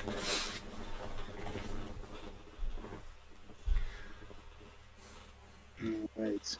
Shall we check all the bodies for loot? "You may do as you like," and he just kind of goes in. Oh, I was just asking the other two, like Well, like IRL. yes. while you guys are looting, I will say at some point the shuriken dissipates. Thanks. The guards are just kind of standing at the back, mourning their lost comrade.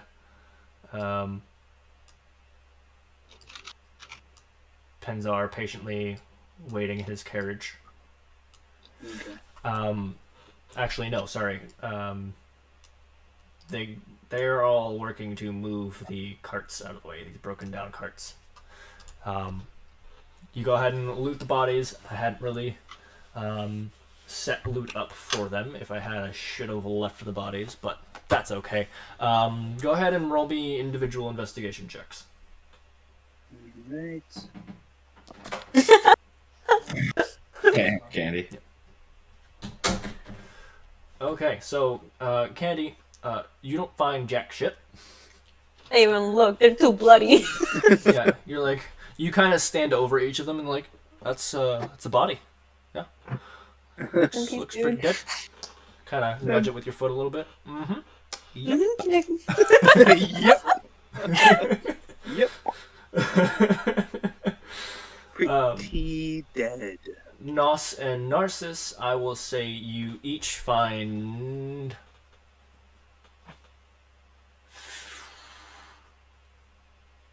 a solid 75 gold pieces total. Yeah. Each. Oh, that almost pays for the healing potions I got.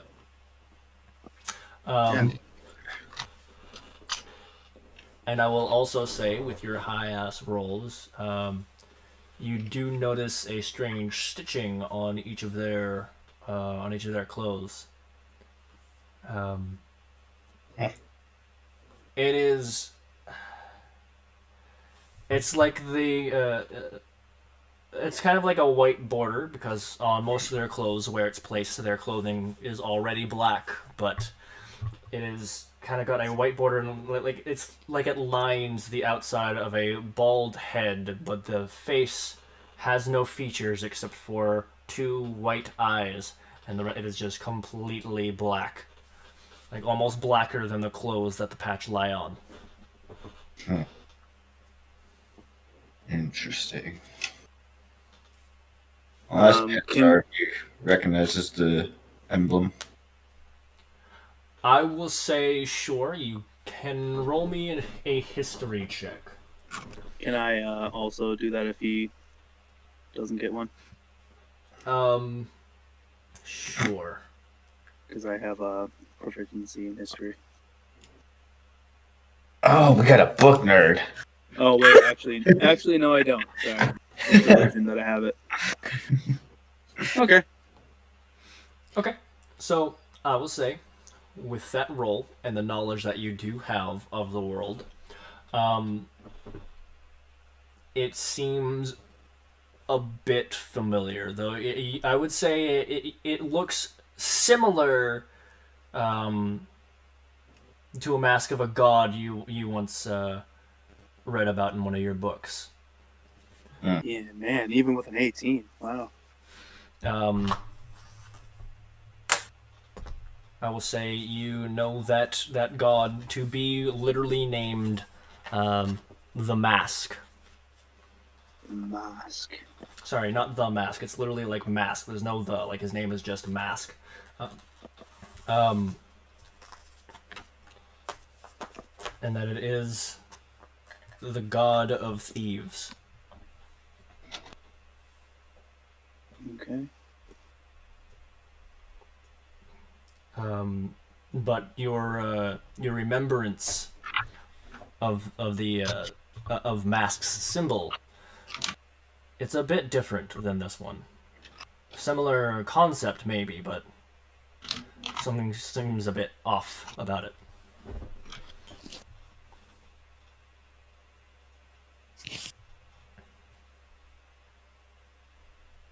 Interesting. Okay. Since it's a god, can I try and have a sit and think about my with a like religion? I will say no. You've already gleaned pretty much information as you're going to get with your history check. I mean, you could, but it wouldn't really help you figure out what this is. You would gather with your history, which is an intelligence check, that while it's similar, there is some kind of disconnect. This wouldn't necessarily have anything to do with the god's history itself. Okay.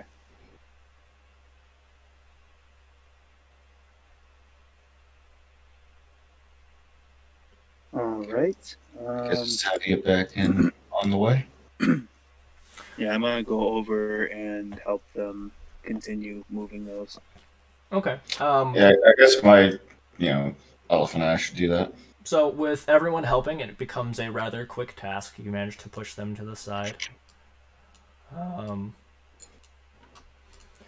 And continue on your path. Can we do a rest so we can recover some of our... It's gonna take you 2 more days to get to Letham anyway, and we're pretty much fast traveling. So yes, you all refresh everything. Okay. Yeah. Yeah. Yes. And just because I have the map still there, here. This is Letham. Welcome to Letham. We did it. My shitty ass map of Letham.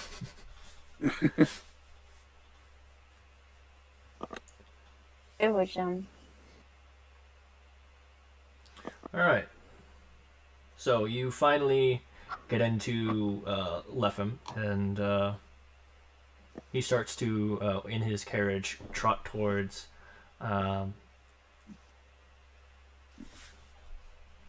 you guys come from here, the North Gate. He kind of drives down and makes his way this way. Do you follow him, or do you split off to this direction?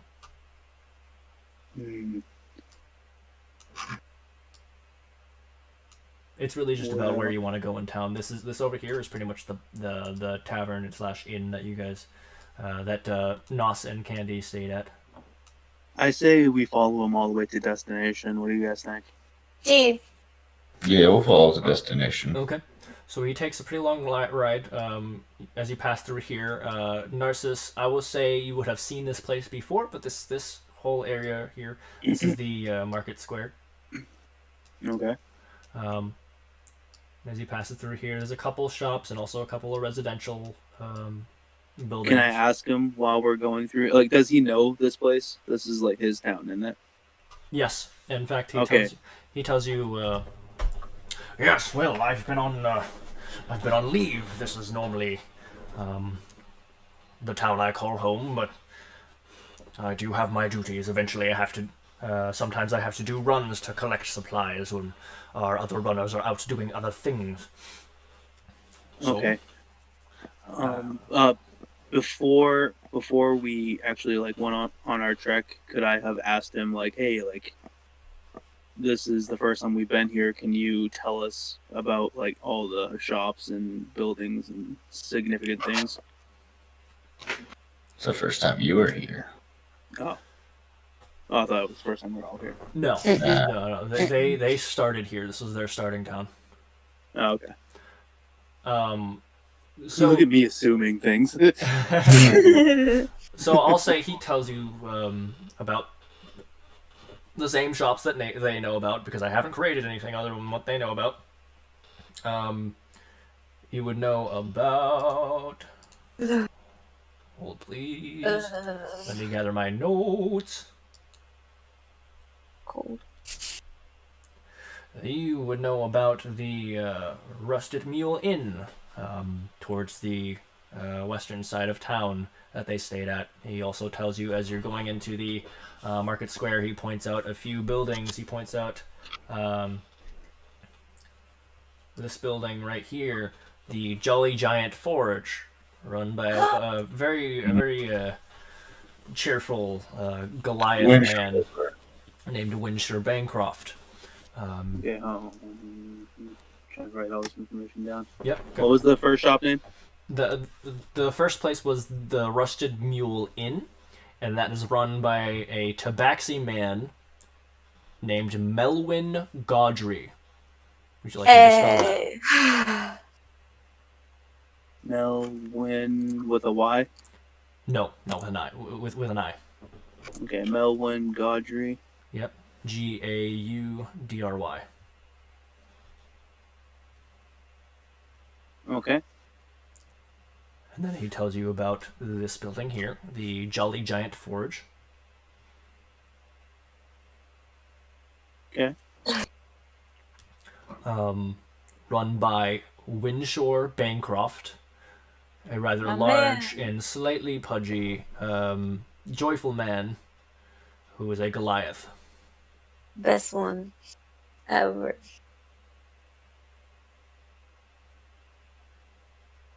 Okay. He tells you the small building next to it, right here, is Metrill's Magnificent Magic Shop.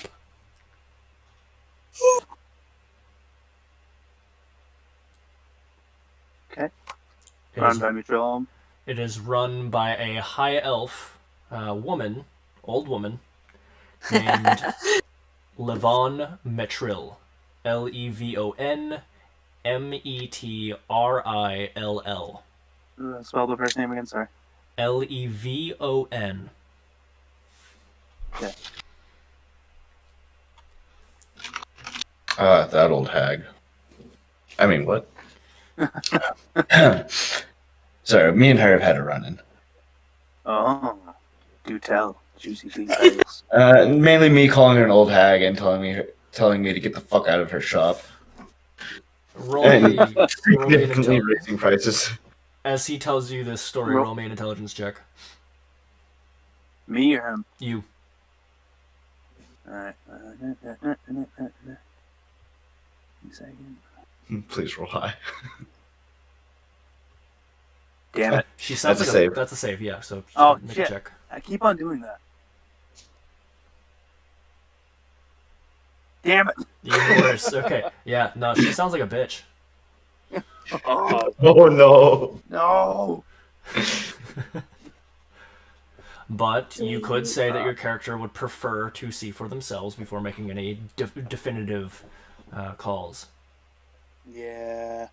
That would be the wiser option because I'm a I dick. would say your character would be smart enough to make that call.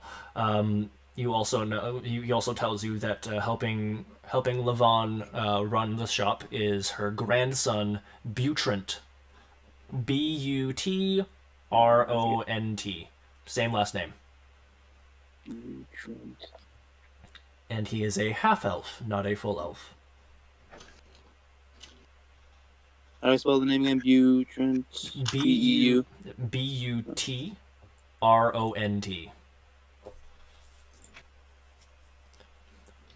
But Ront. What rot? God. No, Ront. There's an N. Oh. So not butt rot. Process in the wrong syllable. Okay. He then tells you how this building over here is Royal Goods. Royal Goods. I've heard good things about Royal Goods. He tells you a very eccentric tiefling man runs the place, going by the name of Erin Ivor. Ever. Erin, very simple spelling, and Ivor is Ivre. Ever. Ivre. Okay. Okay. Yep. He also tells you there's a quaint place behind it, a pawn shop that doesn't often get the attention it deserves. The pawn shop. It is called Kincraw Pawn Shop. Kincraw is one word, Kincraw.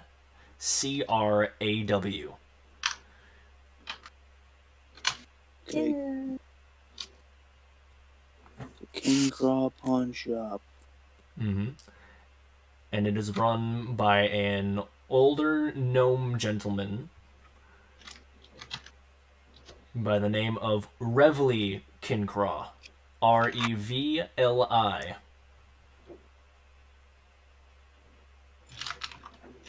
Okay. Has anyone, any one of us gone in? Well, not me, but any of you two gone in there yet?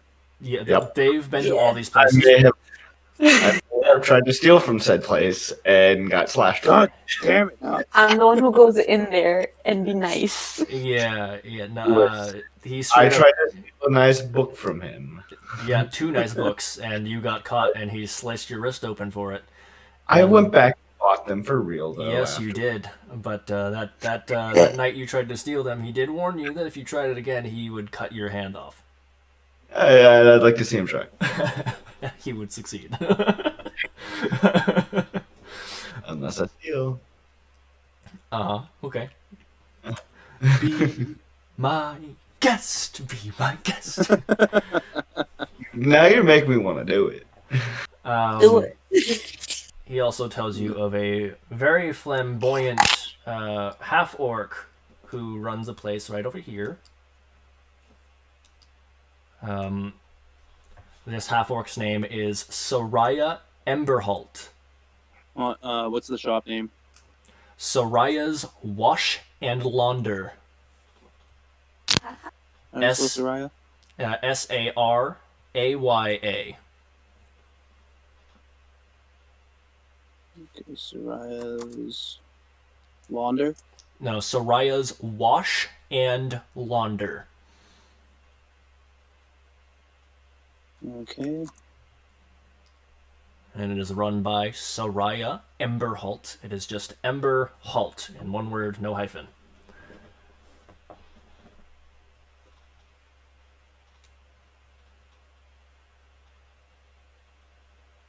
Okay.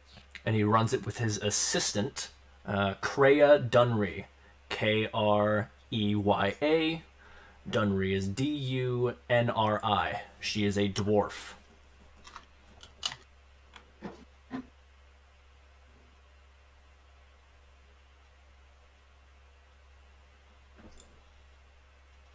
All right.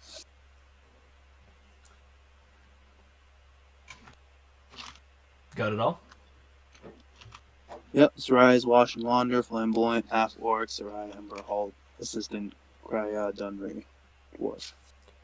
Kreya with an E. Kreya. Okay. Yep. And something new to all of you, he tells you about a restaurant right here. This box right above is a residential spot. That's not a store. But this right here is a new place. Well, not a new to you guys. Place you guys haven't been to yet. He tells you of a restaurant called The Prideful Potato. Sounds like my place. Prideful potato. Yes, which I was not going to tell you guys about at all unless you ended up going there. But since you're asking the man himself, he would probably give you this information. The prideful potato. Yes. It is run by a Leonin man and his wife. They're both Leonin. The man's name is Algoz Emberfield. Algoz Emberfield? Yes, which I now realize I have 2 people with Ember in their last name in the same place, but it's fine. One's halted, one's filled in. Yeah. What's the wife? Just in case, Algoz is Algoz, sorry. Cool. The wife's name is Ziosa. Ziosa.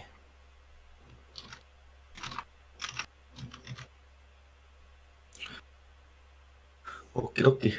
All right. And as you pass through to here, he tells you this is his office. This is the town hall where all the official bullshit happens. And he actually turns into here and tells you that this is the grand temple of the gods.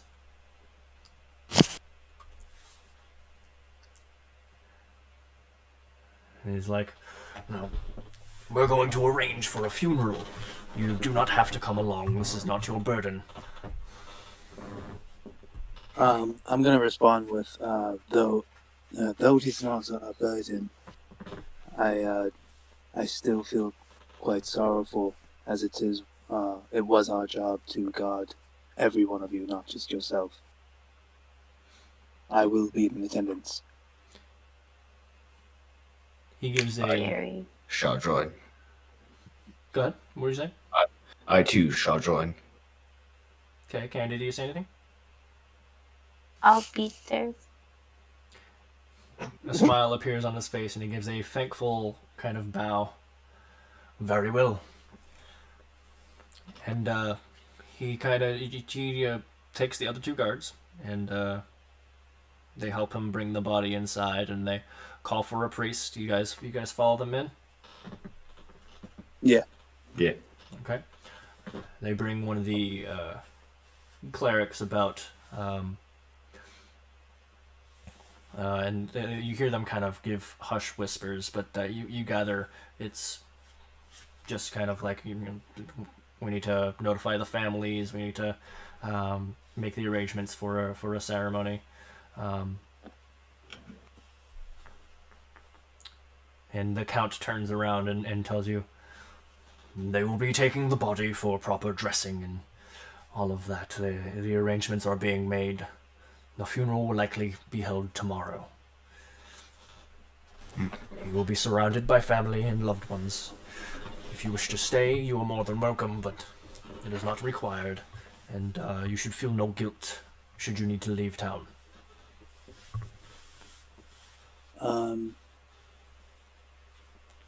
mean, yeah, I'm sure we'll be here for a couple days.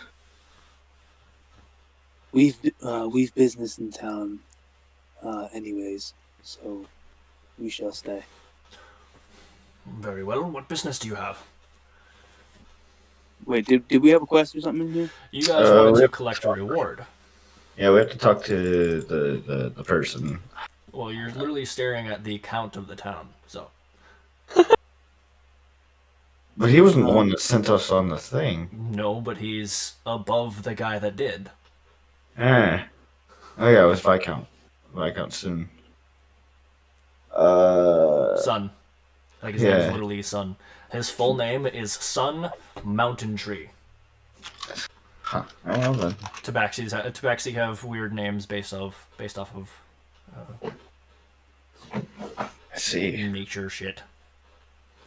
Like if you look into like the lore of Tibet, like that's straight up their naming system. It's like they say it's like based off of constellations, but it's like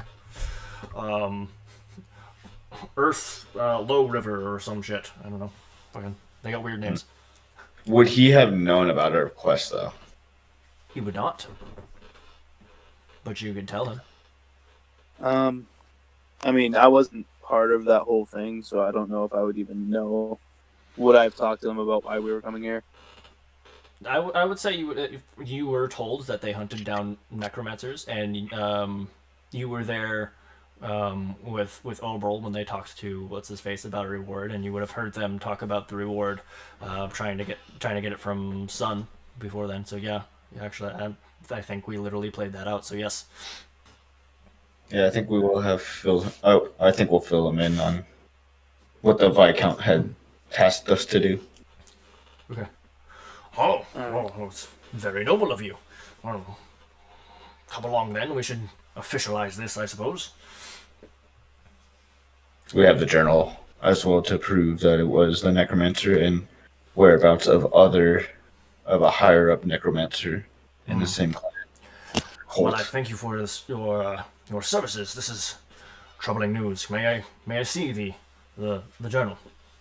Of course. I'll hand him the journal. Okay. He takes it from you and reads through it and goes, Nazak Gnarl. It's not a name I've heard before, nor the Divine Defiler or whatever they're calling their brand new god. This is likely some sort of false deity that someone's put into being. Or some douchebag who decided to call himself a god, I don't know, but either way, they need taken care of. Follow me. And he kind of brings you back over to this lovely place right here.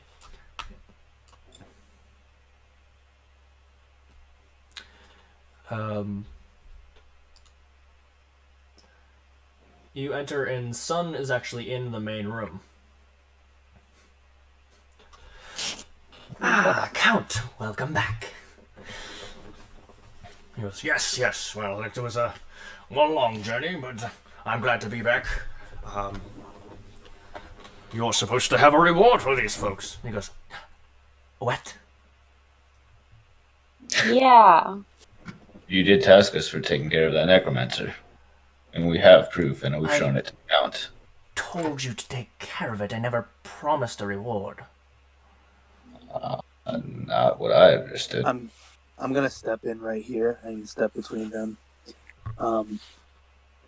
As part of implied trade, you would ask a service without payment? Is that exactly how someone in your position likes to handle their business? A service? They're the ones that made the discovery. I figured they were already on their way anyway. Besides, necromancy is a danger to all. It's not a service for me specifically. It's something that they wanted to take care of, so I told them to go take care of it. Can I use Zone of Truth? It is a service to all life. You can. You can, but regardless, Penzar is... Okay, so he needs to make a charisma save. I need to find his character sheet. I just heard you can, I just pressed it. Yeah, no, you're good. Yes, press. Sun, mountain tree. It's a charisma save, right? Mm-hmm.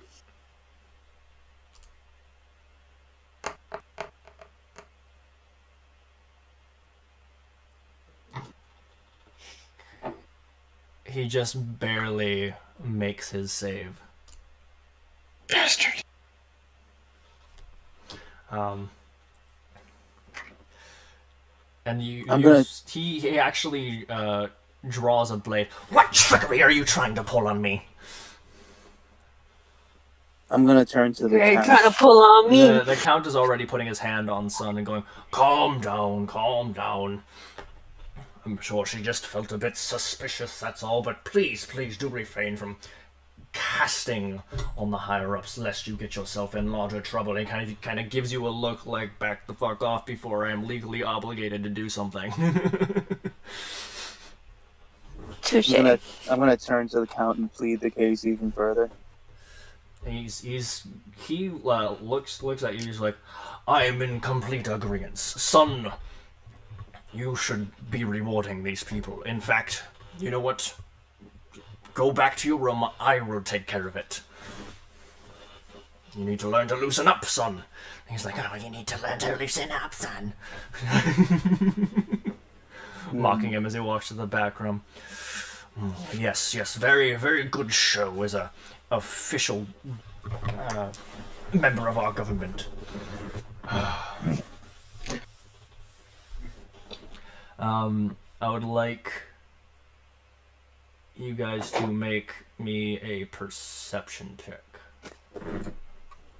All of you.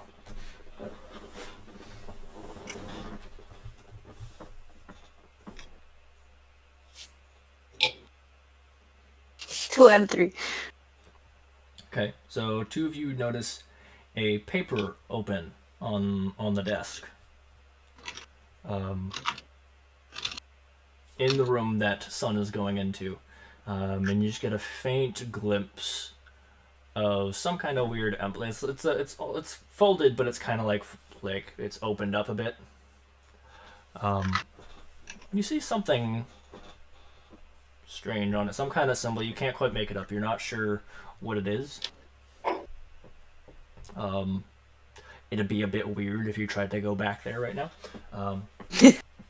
But so far, that's about all you can glean. Candy, with your 17, I will say you gleam a little bit more. You see the edge of what maybe looks like some kind of like circle.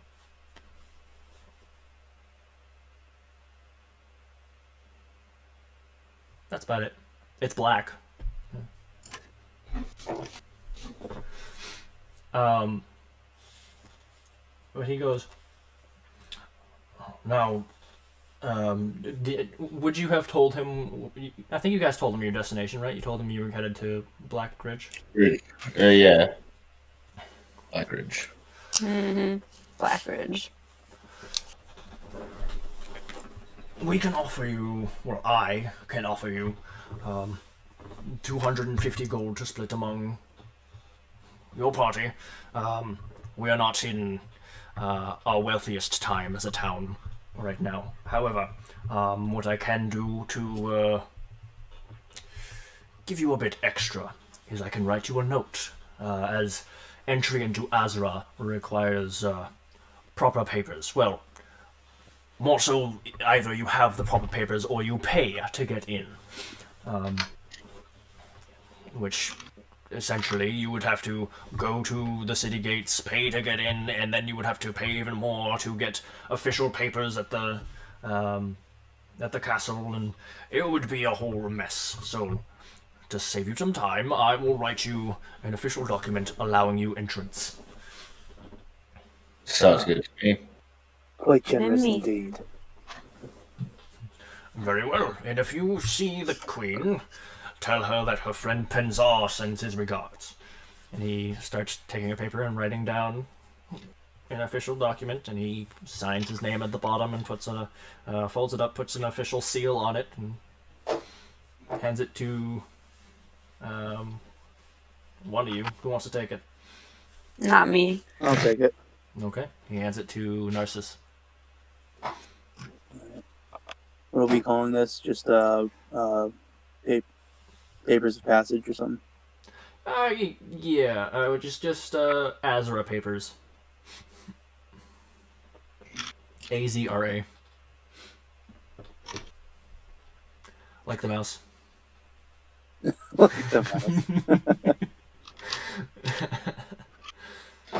Okay, I'm gonna go ahead and turn or inquire with him. You mentioned that you're not in your richest time. Is there something that is plaguing the city? No, not plaguing. Just less commerce than we normally get. I'm sure within a couple months things will pick up again. It happens every now and then, you know. Kind of deal. Yeah, well, I mean, kind of a time of year kind of deal, but honestly, it just kind of shifts depending on where everybody else in the world is at with their own businesses. Some companies like to expand during certain times. Some travel more than others. Some are in other parts of the world by this time, and it's just kind of happenstance that is this particular town. And like this town this town is the closest to the royal capital, so like they will get funds if they really need it. So I was merely inquiring about like maybe there was a task or a quest, perhaps. He tells you that there's nothing he really needs, but if you really want to, you could go fetch him some coffee.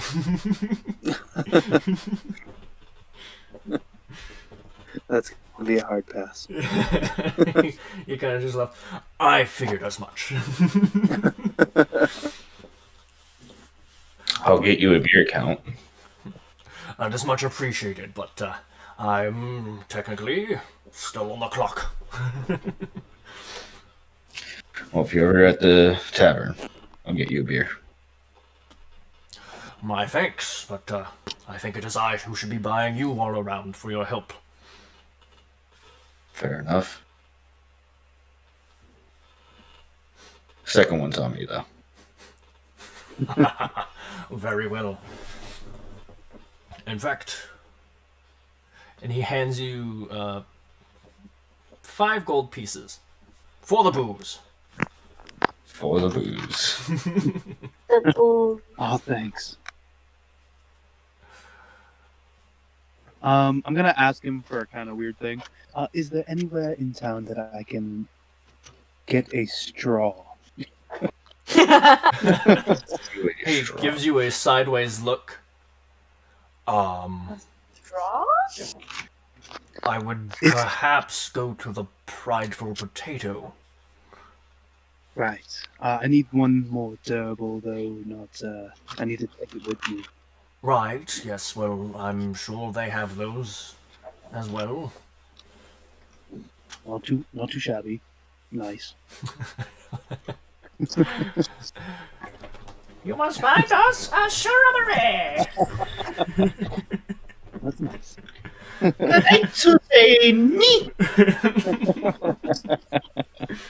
Oh, that's funny. But yeah, he's like, he's not judging you, he's just a little thrown off because it's not a usual question. But you're like, yeah, you can find those most likely at the restaurant, or you could try the royal goods. He sells many things. I just kind of look at him like, I mean, I have my mask on, so he can't really like. I just kind of like move my head to him, like, it's a long, complicated story. I'd rather not get into it. You don't have to tell me anything. It's your business.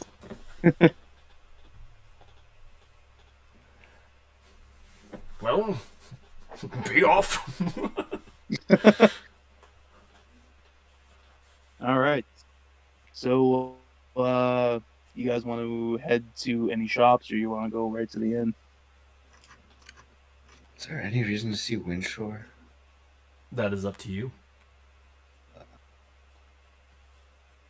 Windshore. What was Windshore again? Oh, I want to tell him the bar of silver. The bar of Because he silver. deserves it. Yeah, he deserves that silver more than any other smith, in my opinion. Okay. Wait. You okay? Hi, welcome back. Hello. Snap back to reality. Oh, there goes gravity. Hello. You get candy. Thinking. Okay, so Saw it. are you guys in agreement that you're going to see Windshore right now? Yeah, why not? Yeah. Thinking. Okay. I just want to see Windshore. He's a cool guy. Alright, so you go to Windshore's shop right over here.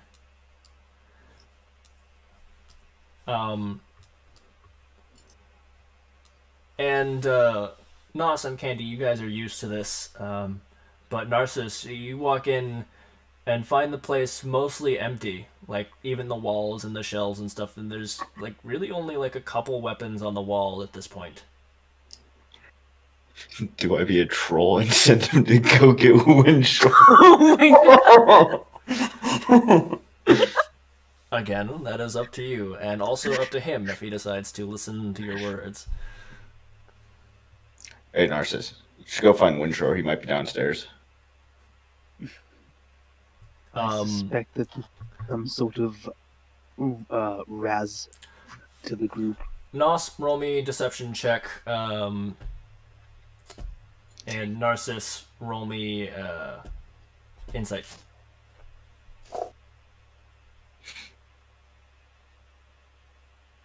Damn it! Okay. Damn it! Yeah, so you're still a little suspicious, but for the most part, you believe him enough to try. Can I stealth down with him just in case Windshore attacks? Okay, yeah.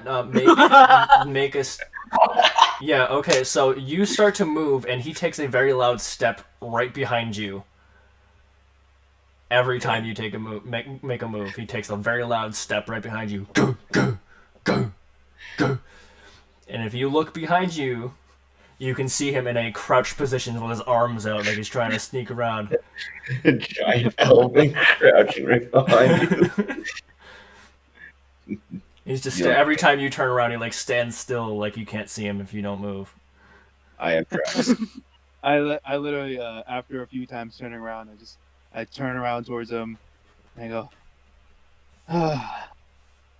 You don't see, what the hell am I in for now? you don't see me. I need all of you guys to roll me perception checks. I will say the DC for Nos and Candy is lower because they've been here plenty of times.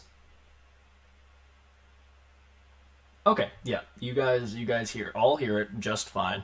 Narcissus, you hear coming from the back of the building and not anywhere near where the basement is, which, by the way, you would have had to roll investigation to even find the basement anyway. You hear coming from the back a very light and muffled ding, ding, ding, ding. Oh yes, follow the sound. Okay, so you go out back where you've seen him working plenty of times. He is in fact sitting there at his forge, his outdoor forge in the back, hammering away at something on his anvil. Well, Narcissus, go get him. I really don't think it's a good idea to disturb a man with a hammer.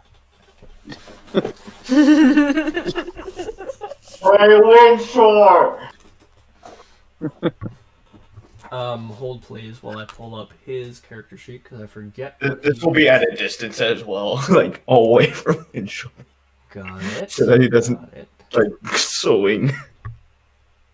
I just need to remember, because I don't remember what he has as a weapon, so I need to pull up his character sheet real quick.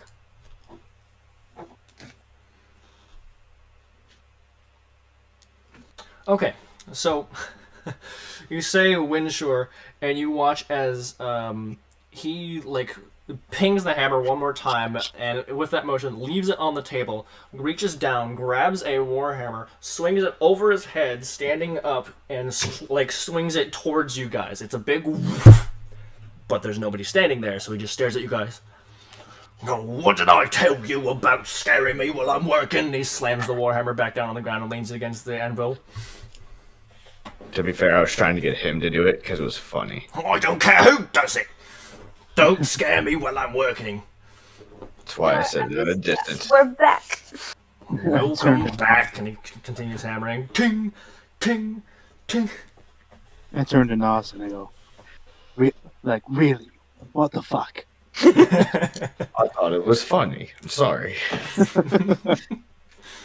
This almost happened to me the first time we met, too.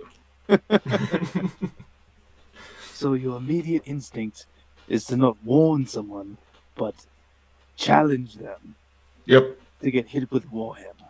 Hey, I gotta do my research somehow. You're a willing test subject, whether you know it or not. You are absolutely out of your mind. Some would say that. You just hear Winshore go, let's get to what you want, please. Ting, ting, ting. Hey, Winshore. Would you like this bar of silver? I'll trade it for you. He stops hammering and kind of shoves the heated blade into some water. Rests his hammer on the anvil. Walks over. Now that is a pretty ingot now, isn't it? That's what I thought. I thought you would deserve to have it better than any of the Actually, blacksmith. what is it? It's the silver ingot? It's a bar of silver worth Or, 25 yeah, so gold. it's an ingot. Okay. Yeah. Worth 25 gold? Mhm. He takes it. I mean, there's not much I do with silver normally, but I get requests every now and then. It would come in handy, cut down on some costs maybe. Why not? It's always good to have more material. I'll give you 25 gold for it. Deal. I'll take it. He pays I you figured, if anything, you can make the most out of it. He walks to a almost empty shelf against the wall and just places it on the shelf. And you see where he keeps most of his material. It's very organized in a corner, nowhere near the shelf that he just placed it on. And so it's kind of you see it's like he just didn't want to put it over with the other stuff right away because it's too far away. He didn't want to deal with it right now. Sounds about right. Yeah. But like looking over at that corner, there's a fuckload of materials. Like this guy keeps himself stocked. And Narcissus. Windshort. This is our friend Narcissus as well. We've picked him up from the previous journeys. Right, well, nice to meet you. Sorry for the scare earlier. I don't like to be startled. I suspected as much, and I am quite grateful that I have missed your hammer. Kind of gives you a chuckle. Yes, well, you should be. Your head would have been crushed. He's not lying. Have you seen him? I do not doubt it. You look upon this man, and he is 0 feet tall because I didn't write it in. He's about Nas, how tall are you? 7'7"? 7'7". He's 7'9". Yeah, like he's taller than me. Yeah. Goliath. And he's got a little pudge on him. He's not like super fat, but he's got a bit of pudge. Hence the Jolly Giant. Right. Jolly Giant Forge.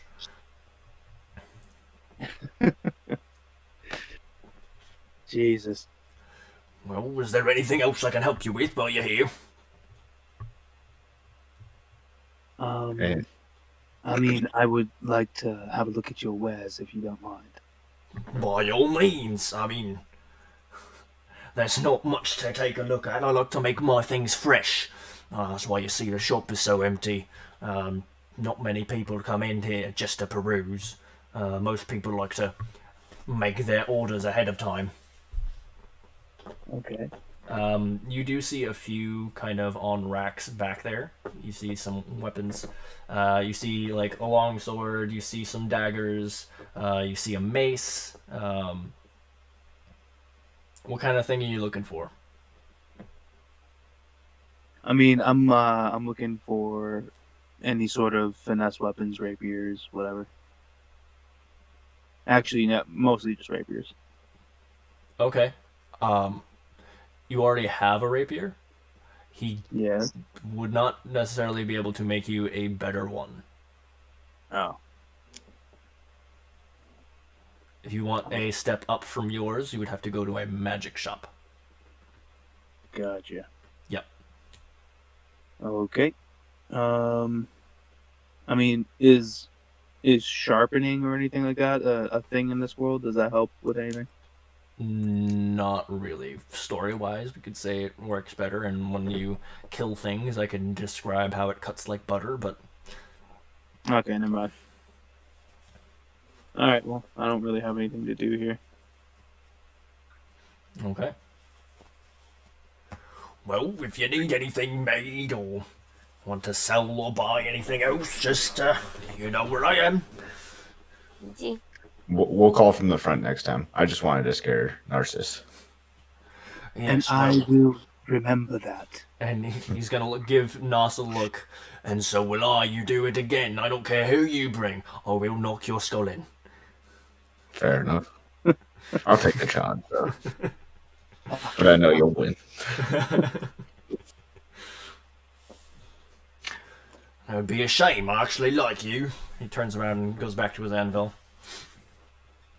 Like you too, Windshore. Take care. You too. He just kind of waves at you without looking. I turn towards Lance and I like my head where it is. Thank you very much. Bye, sure. Don't worry. I wouldn't have any of the people here knock your head in. That's reserved. You literally almost just had someone knock my head in. That's Candy. why I said at a distance. Candy, he looks at you, gives you a smile, and waves goodbye. A smile that the other two didn't get. Sounds about right. It's because by appearance, anyway, she's the short and cute one. Yeah, I'm just a creepy bird person. Yeah, pretty much. And I'm a giant fucking elephant. All right. Anything else you guys would like to do? We need to find you a straw, right, Narcissus? Yeah, I would very much like to go to Royal Goods or whatever that store was. What are you looking for? A I straw. need A straw, right. You can either go to Royal Potato. Goods or the Prideful Potato. I'm gonna go to Royal Goods. Okay. You're gonna touch his tail candy. Oh, this is the guy. Yes, this is the guy. I This is, was drunk one time. One time.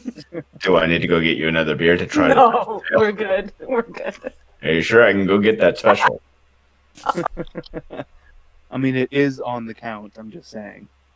It's true. We Nah, have it's five okay. gold. It's okay. No, one was enough. If you insist.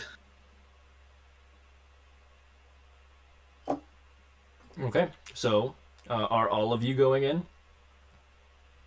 Yeah. Yeah.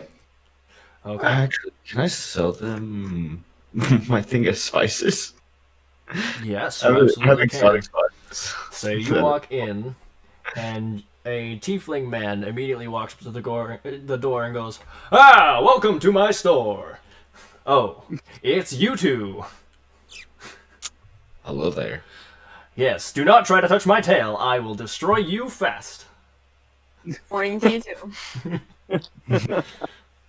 I'm gonna go ahead and look at. I'm gonna look at him, just kind of questioningly, like, "You're very odd." Yes, well, so are your friends here. And you watch as his tail wraps around his leg real tight. To be fair, she's the weird one. This is the only place where I'm the weird one, huh? Yeah, this is the one where you're not allowed in, but I am. That's a weird. Right, well, as long as you stay away from my tail, you are welcome in my store. Good sir, I have some exotic spices. Would you be interested in buying them from me? Aha, let me take a look at these exotic spices. It was worth 45 gold. Huh? It was 45 gold. Okay, so he takes the box from you and brings it to his counter and opens them up and like literally dips his finger in and takes a lick of each one, using a new finger for each spice so he doesn't contaminate them. Enough. Like, yes, these are high quality, definitely. How much was it? 45. 100. 100. God. Well, we seem to be hitting a spike, so I will give you 50 gold. Ooh, thank you, good sir. You see, Thank you, Kaiser. he's nice when you're not a dick. Listen, I've not been a dick to him, actually. That I can remember. No, you did a few rude things to him. Did I? You both pretty much called him mean because he wouldn't let you touch his tail. That's fair. Yeah, that's fair. That's fair. Now, can I sell you this beautiful tea set? A tea set? We're kind of looking for a straw. Do you have any of those? Oh boy, can I! And he runs to the back, and you hear him rustling around on a few things. And he brings out 3 cases. I think we found you a straw, Narcissus. He opens up. Accurate. In case number 1, he opens it up, and it is a beautiful set of oak straws. They're very finely stained. Yes, stained. It is not healthy. You can see the polish on it. He goes, "These are gorgeous and would make a fine decoration, though you might not want to drink from them. However, we do have a few that you can use behind. Case number 2, he opens it up, and you see a very dark wood. It is almost purple in color. This is its natural color, and it doesn't look to have a sheen on it or anything. Now, these do not have any kind of nasty stains or other chemicals on them. You can, in fact, use these. However, what keeps them so pure and wonderful is their enchantment. They are enchanted at the very base level to keep them both clean and indestructible. Mm. And That one looks nice for you. and within case number 3, he opens it up, and you see actually like a set of golden straws.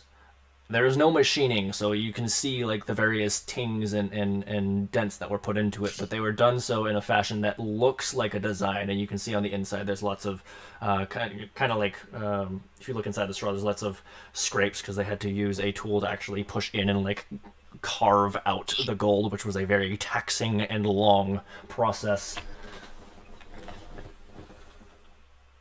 They are not enchanted, but they are beautiful.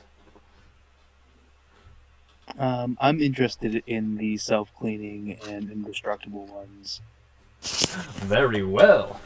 These will run you a grand total of 65 gold.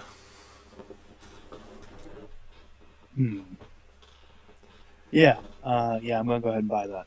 Okay, you buy 65 gold piece case of very fine, very rare wood,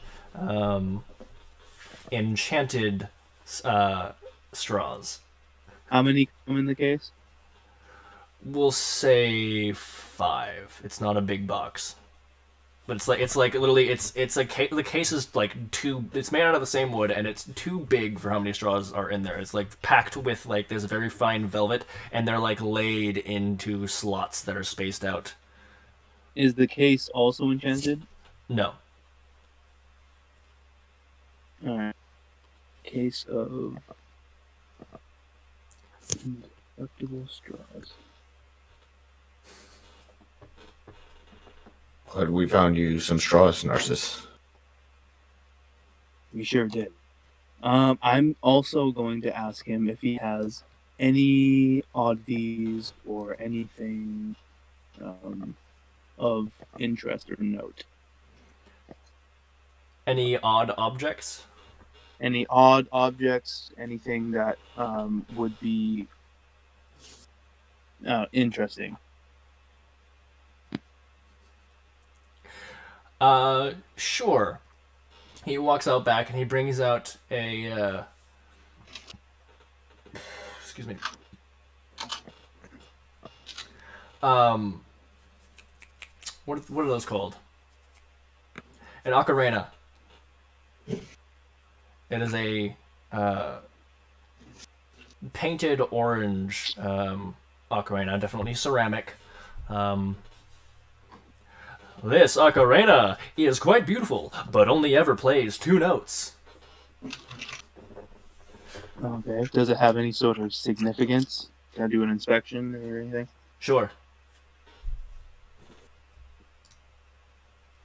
What is it? Investigation? Yeah, What? investigation.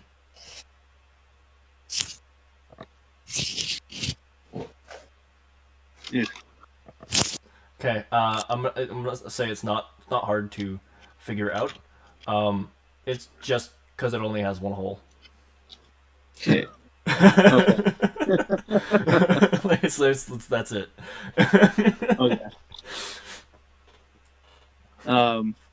Is there anything else or? This is a general store. He doesn't have anything fascinating. Okay. Do you guys want to head to the pawn shop and see if they have any intriguing items? Yes, King Craw. I need to try and steal from him again. I mean, what? Okay. Can I say that out loud? No, it's not worth losing your hand for the entirety of the rest of the campaign. I would find an interesting way for him to potentially get his hand back, but I gotta see if there's anything worth stealing first. okay. Thank you for your business, and please do come again. Thank you, sir. So you leave and you go to Kincraw Pawn Shop. Behind Royal Goods, almost unseen by the Royal Goods massive fucking sign. Yeah, they have a sign the size of their ego.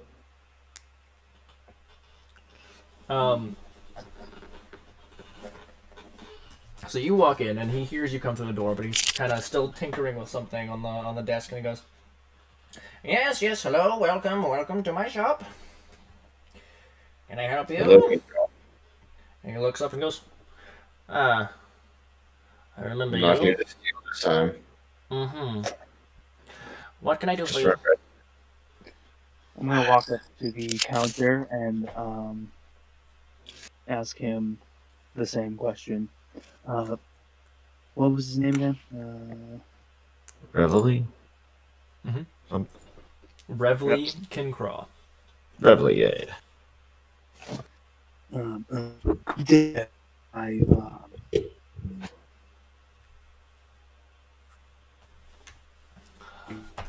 Hi, Midori. Welcome to the show.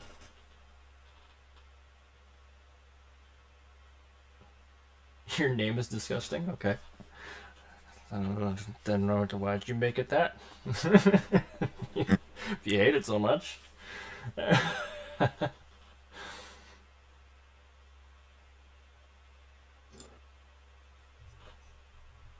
right. What did you say to him? Because you cut out.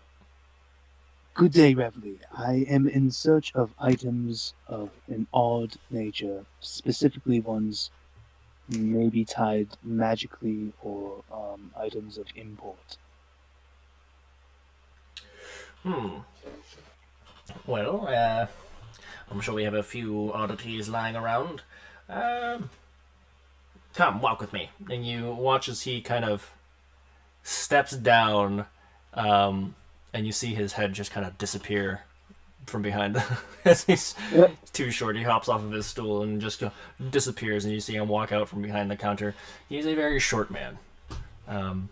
He is a gnome, He's Narcissus. straight up a gnome. And he walks you around. He actually takes you, and you see like he's got a pretty like big hallway. The building kind of wraps around a centerpiece that his desk is almost against. So it kind of creates kind of like this square hallway, and there's rooms to the left and rooms to the right and rooms at the very back. And along the walls are many of his things just stacked on shelves. And you walk by and you see some trinkets, some things that look old, some things that look a bit useless. It's not unlike walking through an antique shop. But he brings you in and he brings you to a room on the left. And he walks over to one of the shelves and he's like, "I could have sworn there was something of intrigue here." Don't look at me, I didn't take it. You dare think it would be Reveille. He turns around and he's like, "You'd better hope not." I know I would lose my hand. I will take something from their shop without you seeing, though, at some point. He slowly glares back at you.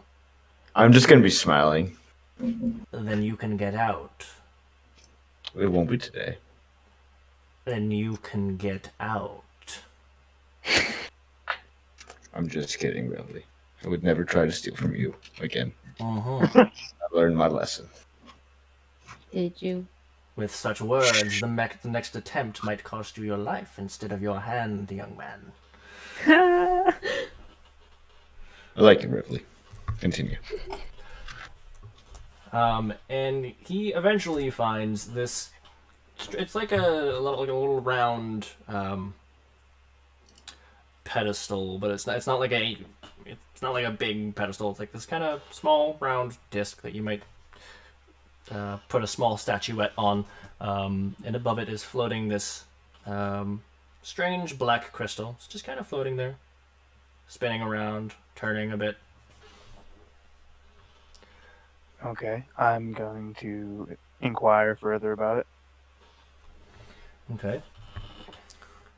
This, well, I have forgotten what this does. Follow me. Let me get my glass. He goes back to his counter. You see him pull out his looking glass. And he stares at it for a solid 10 minutes. Damn. Actually, no, I think normally it takes 1 minute. So he stays there for a solid minute, not 10 minutes. For 10 minutes would be casting it as a ritual, which is not what he's doing. He goes, well, this seems to have the capability of creating fog. Oh. Yes. It's a smaller radius than most of its kind, but... Yes, that is... Yeah. Huh? Oh, can I? Sorry, I didn't know you were still talking. There wasn't much else he was going to say. What were you going to say? Can I inquire about the stats as far as like the radius, magical power, and if it's a reusable item or once only? It's not a very powerful object. It has about 3 uses before it expends itself. I'm not sure what happens once it's fully expended, but it's as many as you can do. The radius is about give or take 30 feet. Useful. And seeing as it is an item of lower quality than its brethren, how much is it? I will take a look right the fuck now. I'd let go of it for perhaps 200. Okay, I'm gonna kind of look around and be like, I'll come back to that. Also, do you have any spell books or anything on the nature of necromancy? Well, I have some books.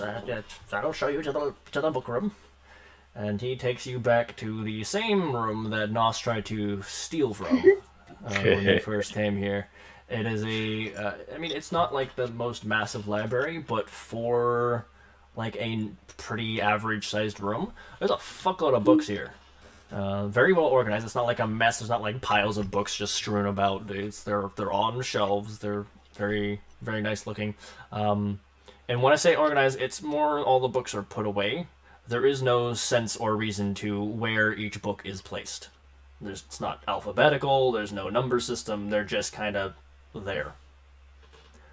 Okay. So, I will say roll me an investigation check. Can I also roll for books on the monk path? Which monk path? Long death. With long death? Sure. Yeah. Roll me an investigation.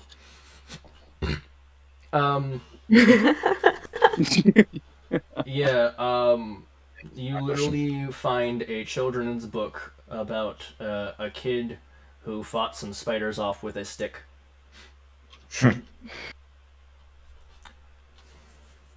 His name was Dudley. Narcissus, you find a couple books, mostly novels, nothing too informative, but definitely some good storybooks that might be a decent read for you about necromancers and heroes that fought such people.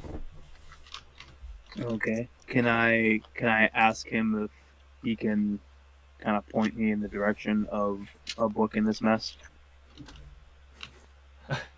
Sure. You ask him that, and he goes, "I don't fucking know." There's a lot of books here. I get a book, I put it on the shelf. If somebody wants it, they can take a look themselves. You have all the time in the world here. Okay. So here's what I'm gonna do. I'm gonna be like, well, I'm seeing a need here, and I have a need of my own. What say you to giving me that crystal in exchange for me organizing your shelves? How about no, because that is not a need. The books are fine where they are.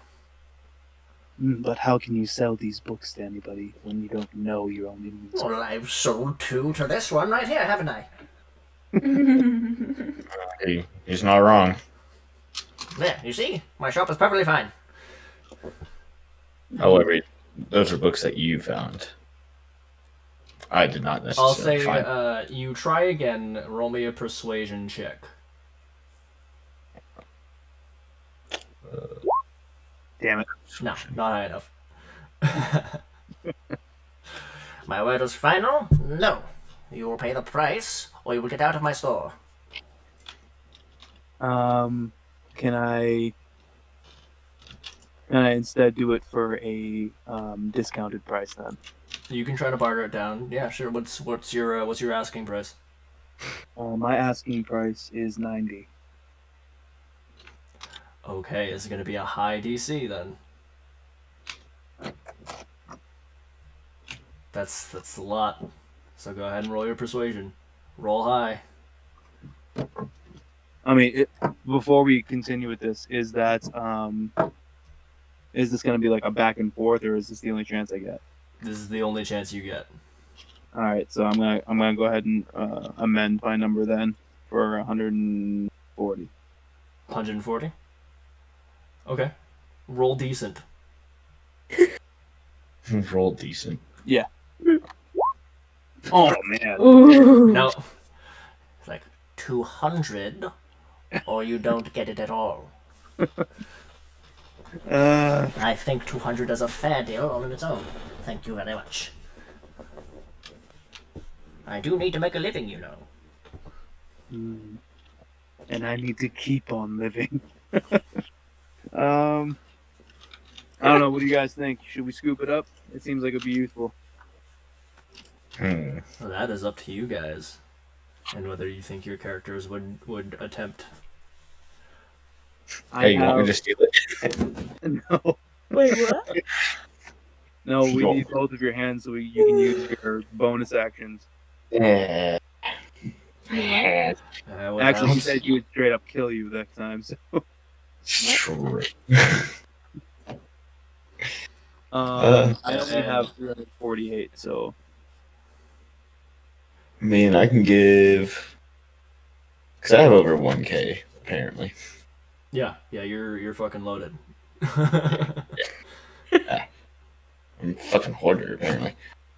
Kenny, wait. how much money do you have? did we split up the gold from the thing? Oh, we didn't split up to 250 yet.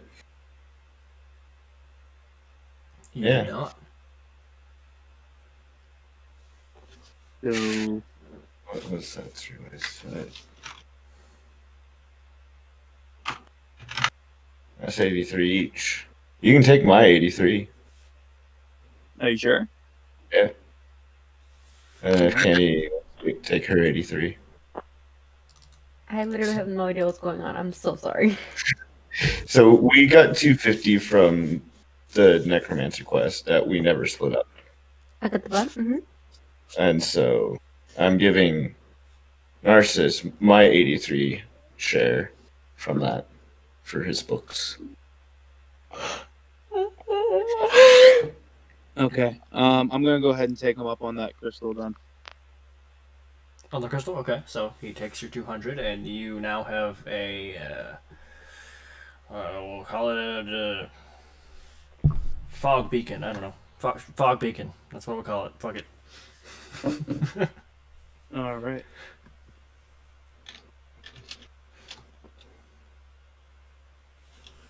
And I'll type out the specifics later. I just put fog beacon in parentheses times 3 uses. Yeah. For 30 feet.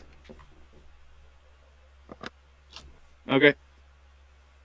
I'm good here. Are you guys good here? I do wish to keep my life, so yes, I am good here. Okay. All right. Thank you for your services. You are quite welcome. Please do return. All I'll right. see you later. Where do you guys want to go? Really. The tavern sounds nice so that Candy can get some sleep. Mm-hmm. Yeah. She seems really tired. Mhm. She needs some alcohol. And maybe to go visit Royal Good one more time. And then I just have to get her to drink the special. The special. The special, yep. Yes, the special. You The know special.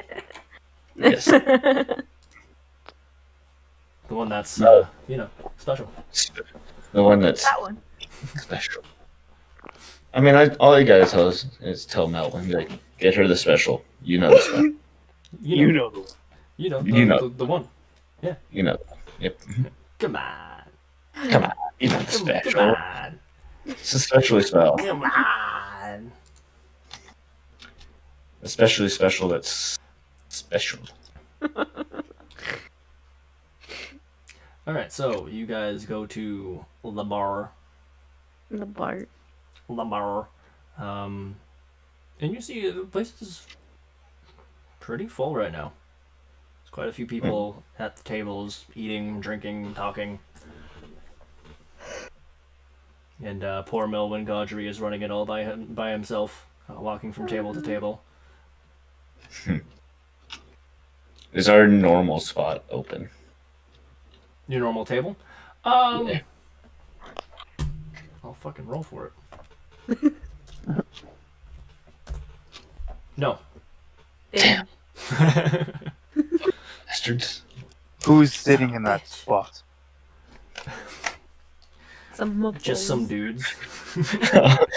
Want to Just go sit on the challenge table. them and show dominance over nature? It's not reserved seating, but alright. No, don't do it. Listen, we're We'll just find an open place. Okay. There's a lot of people here. Only investigation. all of us. Yeah, Candy right off the bat spots an open table. It's kind of a bit closer to the bar, so it's a bit harder to see since there's people moving through. I'll say she leaves you there, and you guys take a seat. Me skipping with my clothes. You think me being tall, I'd be able to see these? Nope. I don't see shit. It takes a couple minutes because he has to get from table to table, still serving other people, but eventually he gets around. Hello, my friends. Who is this? Busy today. This is our friend Narcissus. Well, very nice to meet you, Narcissus. Welcome to whatever the fuck this place is called. Hold on. The Rusted Mule Inn. The pleasure is undoubtedly mine. I'm pretty sure I just gave him an accent that he didn't have previously, but it's fine. I don't remember. So, Candy, you want the special, right? No. Come on. No. I'm gonna whisper to him. She would like the special. Judging by the fact that she is saying no, I would gather that is untrue. This is why I like you. So, She wants Miss the special. Candy, what is it you would really like? An ale.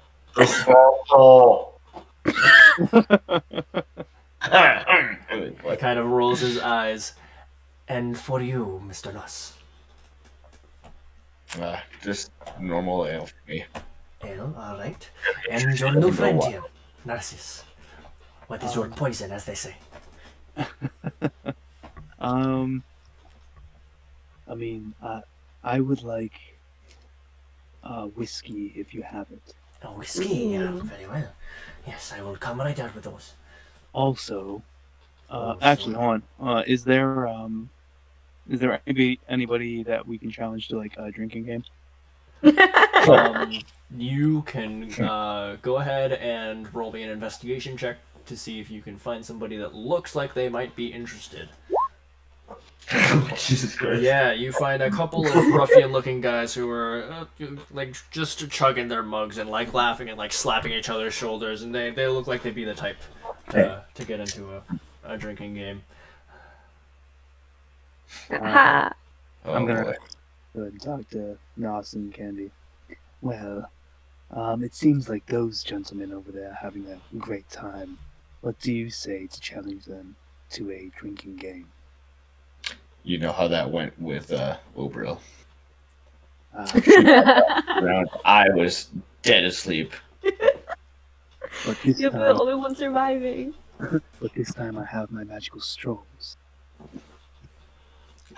Right. Uh-huh.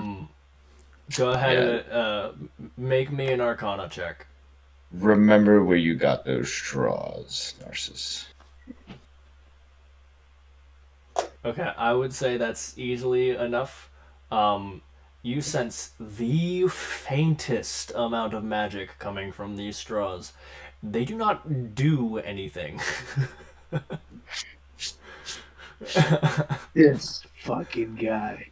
Who sold me these straws? They Got it from the royal He goods. was not lying to you. Because they are magical, they are technically indestructible. Magic items cannot be destroyed by normal means.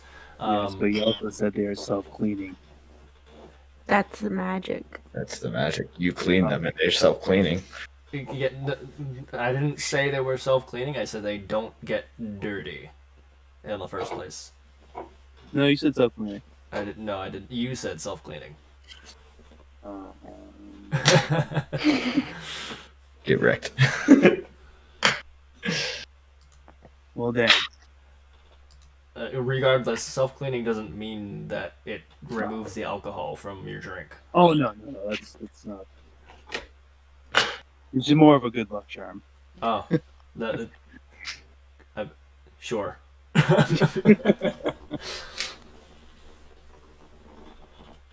Alright. Okay, so do you go up to these gentlemen? Challenge them. I am down for the challenge, Narcissus. Do you approach these men? Narcissus. Did he die? No. Well, he's the initiator here. Hello. Hello? Can you hear me? Hello? Yeah. Hi. Yeah. Hello? There you are. Hi. Welcome. Welcome back. I've been talking the whole time. It's weird. Yeah. Yeah, no, I was still saying that we were sitting at the table. We're just kind of discussing. And I was asking Candy. You're breaking up a bit. Yeah. I'm asking Candy as well. Okay. Asking her what? If she wants to challenge, I'm assuming. Yes. Okay, so you're asking Nos and Candy if they want to challenge you in a drinking game. No. Those guys. Those the, guys. The Okay. I'm just like, hey, like, you guys want to go challenge them or not? I'm down for it. Okay, so you guys are all, like, as a group going to challenge them. Yes. Yeah. Okay, I will say, how many of you are actually going to approach these men? I'll go. Just you? Okay, so you and Nos go over to the table. Candy, did you want to follow them, or did you want to stay behind and wait for the result? I'm gonna wait for the result. Okay. So, what do one or both of you say to them as you walk over? So I'm gonna walk over and I'm just gonna casually, like, maybe pick up some of the things that they're saying, and I'm like, you all seem to be in good spirits. Good enough, in fact. Yeah, you guys want to do a drinking game? Nos just butts in. And I just kind of look at him like, you have no sense of grandeur.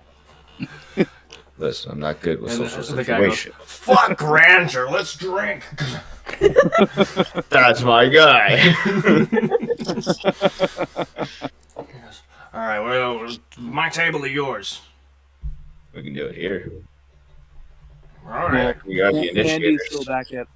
still back at our table. You gonna wave her over? Yeah, I'll wait her over. Okay, so they start waving for you to walk over. Do you join them? Yeah. Okay. So he's gonna sit down. There is in fact 3 of them as well, and he's gonna go, all right, we're gonna do this tournament style. 1 versus 1. And whoever's got the most people standing by the end of it wins. All right. And what are we wagering? Oh, The I'll bill. say that's dealer's choice on that one. All right. I would like to see what kind of valuables they have on them. They do not look wealthy. They're out Narcissus is out for blood, man. I mean, they don't look dirt poor, but they don't look rich. Okay. Do they have anything that would be of value on them? Make me an investigation check.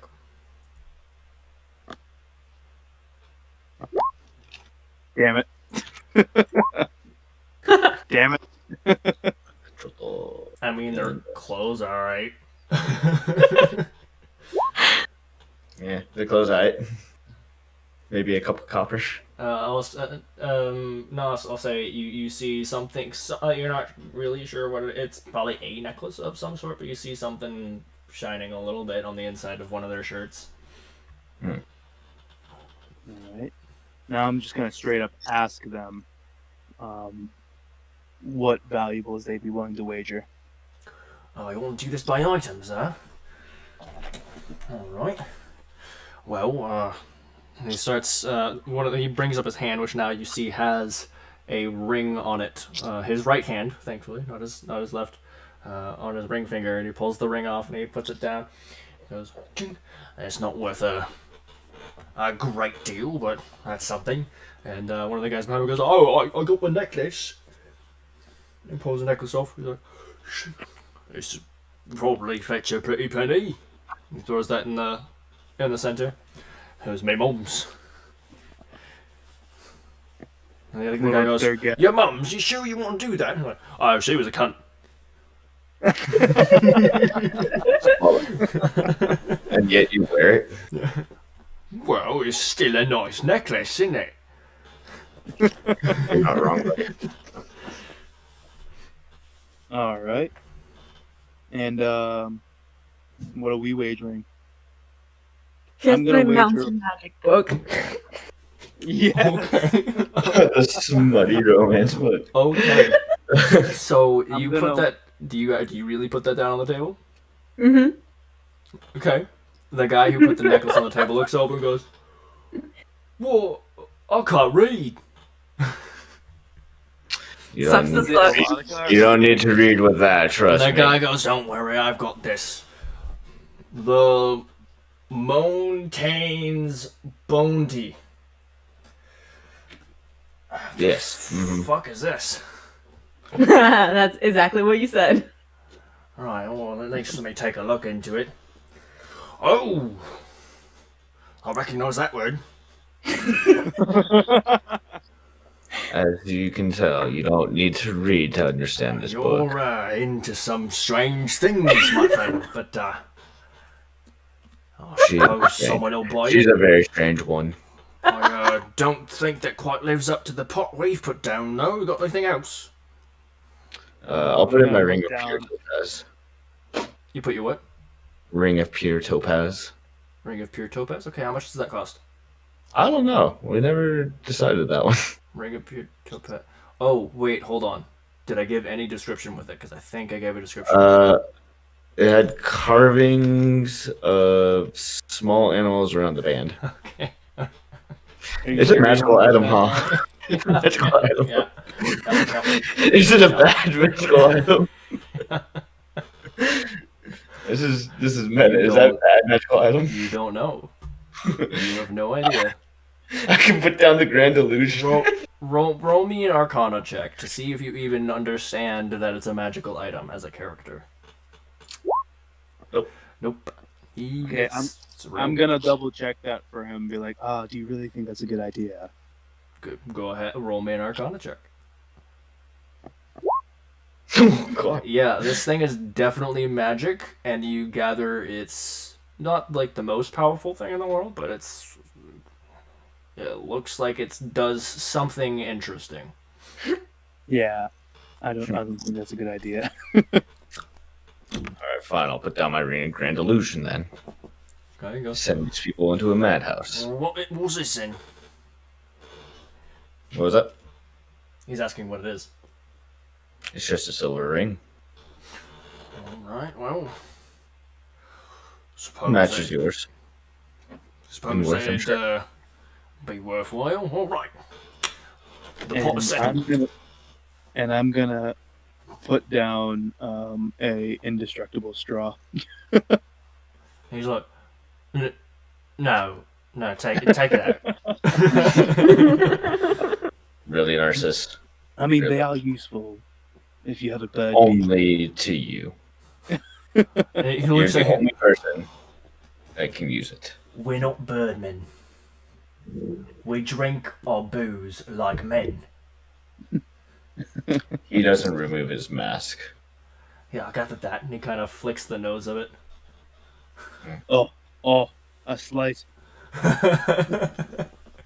You gonna take that? No, absolutely not. Roll me an intelligence check. Just Narcissus? Yeah, just Narcissus. Where is it? Left side. It was just taking a little while to get there. Oh my! Oh, that's actually not. Yeah, as soon as I did it, I was like, "God." Oh my god! This motherfucker has laid down a fucking insult like you've never seen before.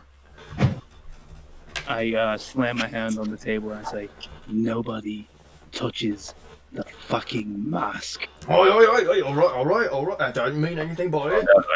Calm down. Just being a little playful, didn't mean to upset you. You can It's beat him up just when we're play a outside. game. Maybe it'll mellow you out a bit. Huh? I say we just get to drinking. Right, okay, that's fine. Now, which of you is gonna... I know I'm going first in my crew. Which of you is going first in yours? I mean, it doesn't matter to me who wants to go first. I'll go first. Okay. I'm sure Narcissus wants to fight the guy that touched his beak. Very much so. Yeah. If that's the guy going first, then it should be him. Otherwise, I'll go. Okay. So, let's go ahead and you call Melwin over, and it takes a while because he's still busy serving other tables. So each round, you have to like sit there and wait like 10 minutes before the next round is brought to your table. But you do relay to him that you're playing this drinking game, and he asks you what kind of booze you guys are going to be drinking with. Your choice. What do you want? Firebrand. Firebrand. That was way Scottish. That was not supposed to come out of Melwin Gaudry. But he goes, He's just like a. I'm all over. a He's Doppler. yeah. I'm all over the place with Melwin Gaudry. I do apologize. Hold on, let me just get a. Brr, brr, ma, ma. Ah, the Firebrand. All right, this will be expensive, very expensive indeed. Are you Wait, certain? how much is Firebrand? Hold on. Just give me the script. Good question. Just give me a second. I gotta put like a set price on that because I do not remember how much I charged for it last time. I will copper. say no, not a copper. You wish. 2 copper. I will say the Firebrand whiskey because it is very strong, very well known, very renowned. 2 gold. Yeah. It's expensive, but it is strong, but also surprisingly delicious. What do you guys say? You want to go with Firebrand? You want to go with like, I don't know, ale or something? It's up to you guys. And up to the people we challenged.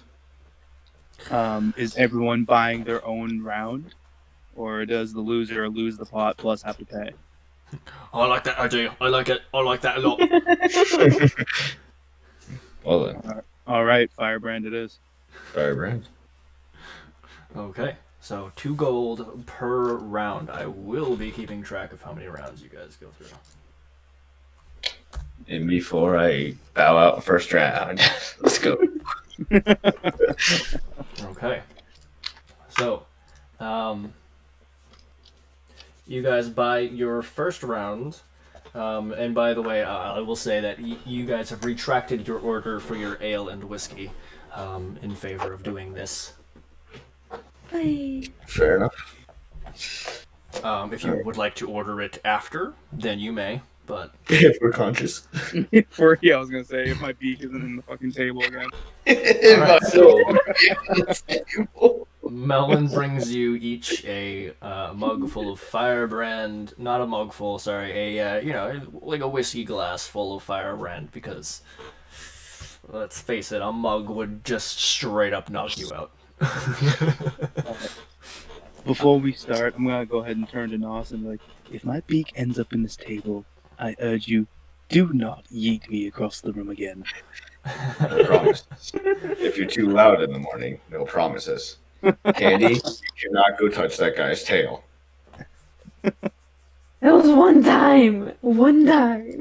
Might be Tell two you, after I that. don't think too happy. Alright, just because I can, I'm gonna... Yeah, okay, so for the three of them, because I still have those sheets and it's something I can do, I'm going to use the Roadman's stats for one of them, the Road Baron for another, and the Guard for the third. What? For their roles. Gotcha. I mean, you said they're not of particular import.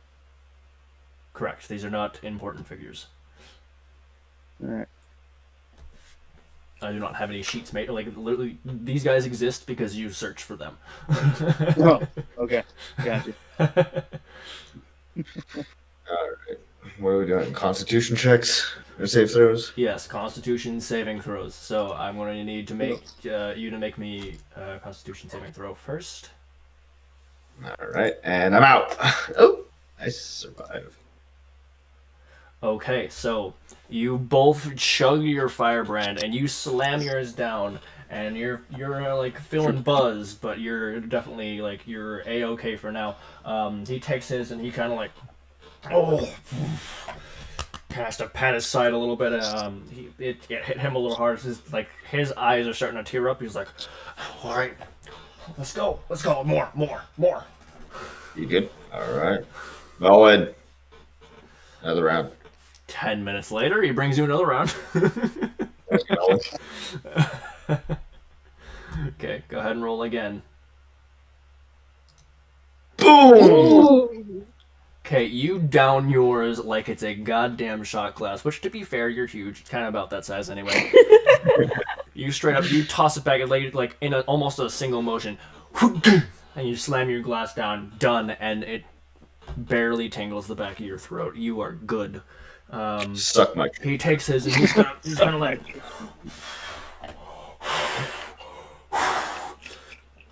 Oh, okay. Oh, awesome roast stuff, guys. He's starting to wobble a little bit. He's starting to wobble a little bit. All right, let's. You can tap out if you. No. We'll keep going until you're on the ground. Owen. Okay. Another 6 minutes pass. People are starting to filter out. It's a little less time than last, but eventually brings you a round of Firebrand once again. Are you sure you want to go through with this? He's like, "Oh, I'm taking your goods, and you're paying for the drinks." Jeez. He drinks half of his and falls into the glass. And it actually breaks the cup a little bit. He's lucky he didn't slice his face open, to be honest. Can I finish this drink? It's spilled all over the table, so... Damn. Well, he has a trunk. You can just like... Do you want to? Nah. Okay. I'll leave it spilled on the table. Okay. It's good, because I would have made you roll a dexterity saving throw to see if you were able to do it without sucking up shards of glass into your trunk. Good idea. Suck my trunk. Alright, so, one of his friends, the one you talked to before, is like, all right, I'll go bring him up. And he kind of drags him out of the chair. And he grabs like a rag from his pocket and moves the glass and kind of just wipes down the table a bit. All right, my turn. Is this the guy who flicked my beak? No, the guy that just passed out is the guy that flicked your beak. Oh. I took care of him. Took care of him for you, Narcissus. Damn it. Next up, we're working with the guards stats, which should be interesting. Nos is still up. Nos is up until he's down. He still goes. You take my. Yeah. All right. So go ahead, make your roll. Ooh, I feel that one. Getting a little drunk there. Yeah. He throws his back, slams his down, and you finish yours after him. However, he looks at you and goes, well, this is out cold. He rolled a natural one. Oh! Somebody can handle the whiskey. Yeah. Okay. The other guy's like, ooh. Actually, hold on, I need to give him a different voice. Well, this isn't looking very good for me, is it? 2 of mine down and all 3 of you sit up. You wish to give up? He's scratching his head. Oh, I can't back down now. And he kind of just pushes his buddy out of the chair. Oh. You just... How buzzed do I feel at the moment? Right now, you're starting to get a little woozy. You're definitely getting there. Gotcha. Okay. It's not looking good for me. I want you to know that I understand my odds. But I also know that they'll be very pissed if I don't go through with this. So, let's do it. We won't say anything if you don't. No. Might as well. It's for the fun of it anyway, right? Fuck it. Yeah, fuck it. And so Melwin brings you guys another round. Oh, he's getting steadily more drunk. That's okay. He takes his drink, and you guys finish at about the same time. Nos, you pass the fuck out. That's all it lasted. And actually, you go to lean forward, but your tusks actually support the weight of your head, and your head just kind of rocks a bit. On the table. Oh, my tusks are stuck in the They're not. table. Your tusks curve up. It's leaning on the okay. Yeah. So you're just kind of sitting there, kind of rocking a bit. So you just got rocking chair face is all. Yeah, pretty much. And the other guy is like, Oh, so I won. but he's very woozy and he's kind of like swaying back and forth already. I'm gonna go up next. Okay, make me a strength check. Okay, you gotta push me out. You got a big ass fucking elephant. Do you want to pull up a different chair and just kind of sit next to him? I'm gonna go ahead and do that because my strength is -1.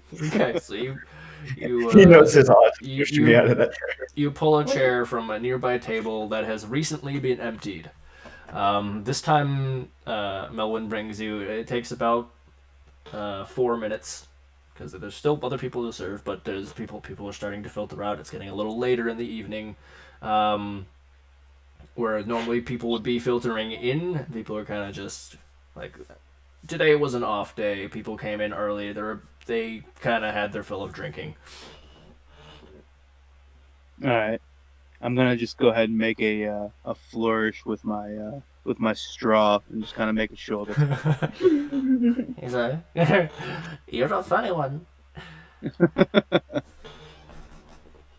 Right, go ahead and roll. Ooh. 18, okay. So, you finish yours.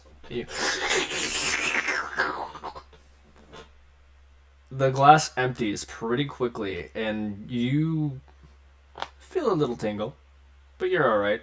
And he downs his and slams it on the table, and he's like, I'm still up.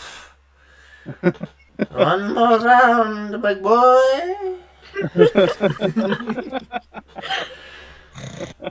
He's very close, Nos but he still is snoring. yeah. Nos is snoring. Like you can look. It's a little distant because his trunk is where it's coming from, and it's underneath the table. So you just hear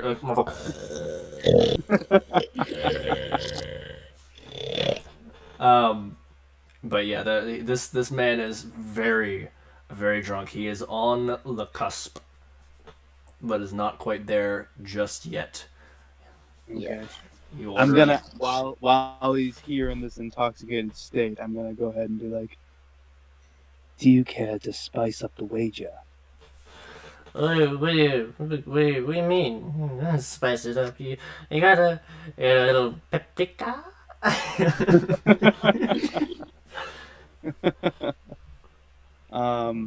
I say I'm gonna go ahead and slide 50 gold onto the table.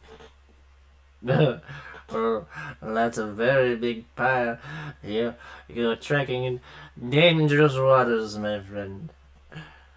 And I say, I will put up this 50 gold if you also put up 50 gold. I don't have that much. Well, how much do you have? Well, He digs through his pockets. And he throws up 2 gold and 12 silver. I look at him kind of like, oh. well, I'm a working man. What do you expect? No, all right, and I withdraw 48 gold and just say, keep your silvers. We'll put up 2. Fast. He pulls the silver back and puts them back in his pocket. I hope I win, or my wife is going to be so angry.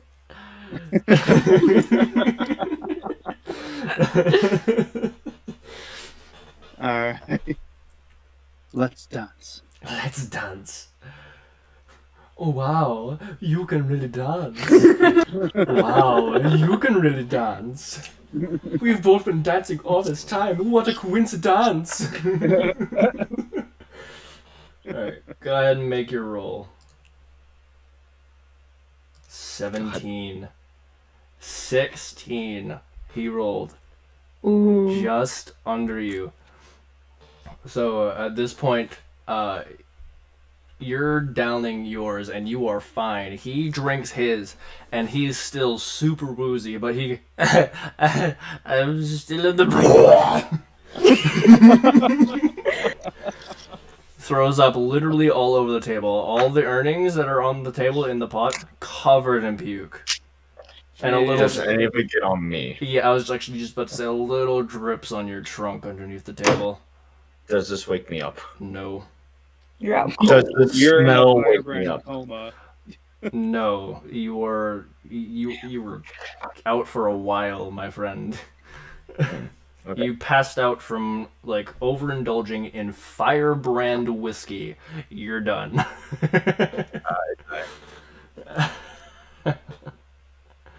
Okay, All right.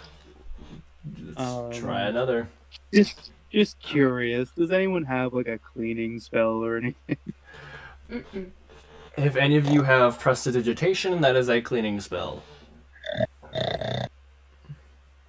I'm There's gonna my go ahead answer. and say Nos. Nos doesn't. There's Nos my has- answer. I am a soul leap. Nos has 0 spells, and he is super passed out right now. Yeah, I'm a monk. I don't got spells. I can touch a death you, but that's only when you die. Alright, So so Melon brings you yet another round, and it's getting a bit later. There's a few regulars that are sticking around. Some are actually also passed out at their tables. You see some kind of go upstairs to sleep in the rooms that they've rented. Okay. Melon seems a bit more at the ready to serve your drinks. All right. Make your constitution check. 18. That is Jeez. a You're holding 10. strong. So you down yours and slam it on the ground. You are still good. You're still fine. Like you were very buzzed, and like your vision's starting to get a little blurry at this point because like while you've made some great checks, you still drank a shitload of firebrand whiskey.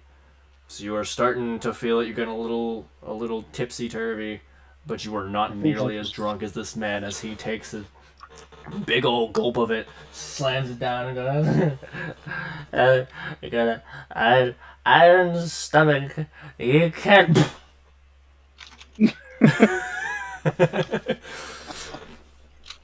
He is out cold. Congratulations, you have beat these gentlemen in a drinking competition Nice. and have earned their now puke-covered belongings. All right, I'm gonna go ahead and ask Melvin or whatever his name is if I can just have like a bucket of water so I can just kind of toss the shit in it. He's like, I would prefer if you didn't dump water all over my floor. No, not no. I'm dumping the like all the stuff that we want into the bucket of water. Oh. Yes, this I can do. And he goes and he gets a bucket of water and brings it back. Here you are, a bucket of water. That will be 2 silver. Just kidding. Go ahead and take it out of that guy's pocket. It's like, no, He's the one. it was a joke. It was a joke.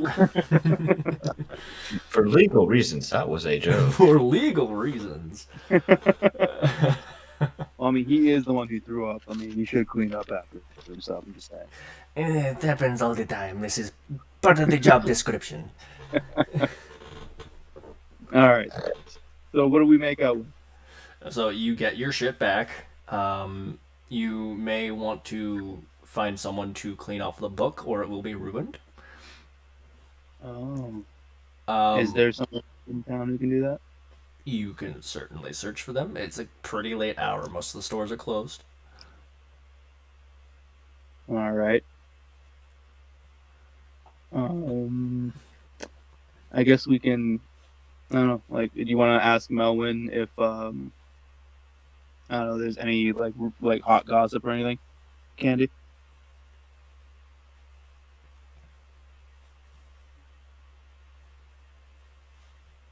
Did she pass out? I think she might have passed out. She may have. Okay. So, is there any hot gossip? Yeah, because my character's asleep. I can't help shit. He's going to tell you. Well, there's not much in the way of gossip, at least not today, but perhaps the Mitril boy is having a girlfriend? Okay. I do not know what you expect from me. This is not normally an exciting town. Okay. I mean, I'm just gonna ask you, like, is there like any sort of like quests or anything that No. you would be privy to? No, nothing. No. Nothing useful at all. Nothing that I've prepared. Okay. All right. And So, you have a lot of shit ahead of you that I do have planned, so... okay, so we have this. What did we win off of them again? I forget. You won, it looks like a very tarnished gold ring.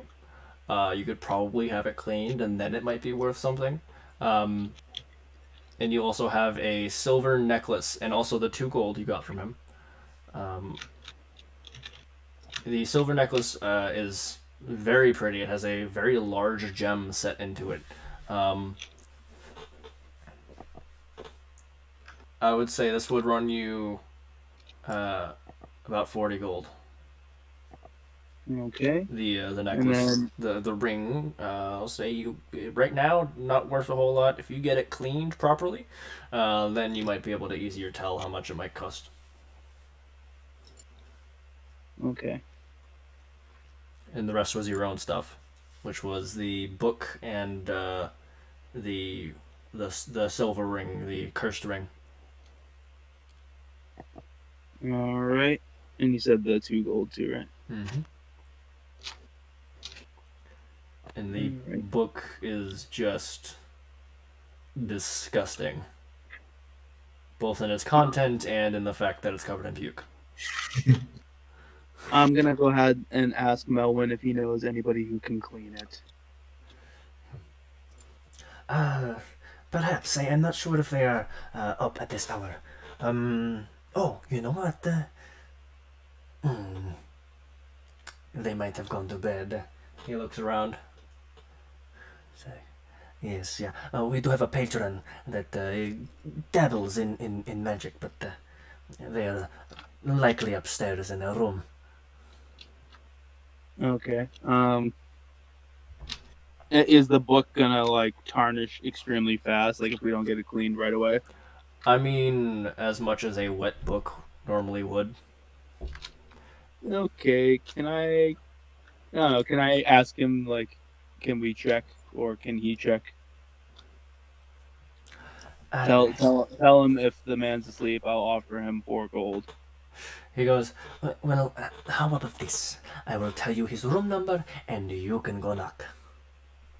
Alright. Because if I wake them up and they are asleep, they will not want to come back.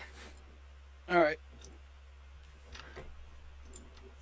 so he tells you the room. I don't fucking know. Room 12 upstairs. Gotcha. Alright. So I'm at room 12. I will knock kind of briskly, but still politely. Who is it?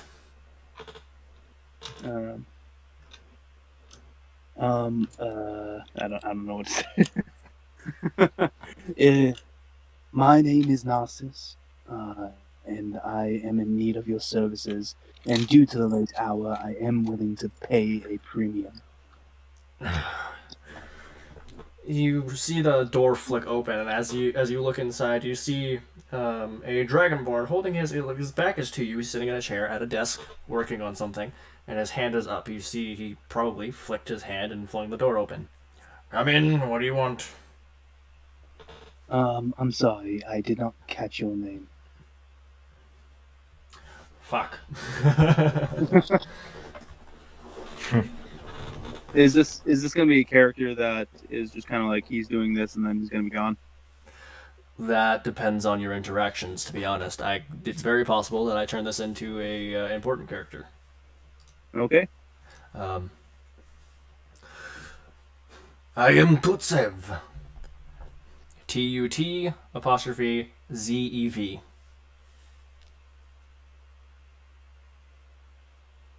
Okay. It's a dragonborn. What was the magic that he does? He just flung the door open. No, you said what what is it? Oh, the spell that you're looking for? Yeah. I will say, as someone that does not currently have the spell, roll me a history check with advantage. Okay. Come on. Okay. History.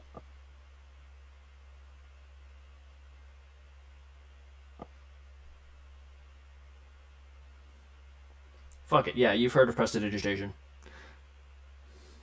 Alright. Alright, so I'm gonna go ahead and ask him.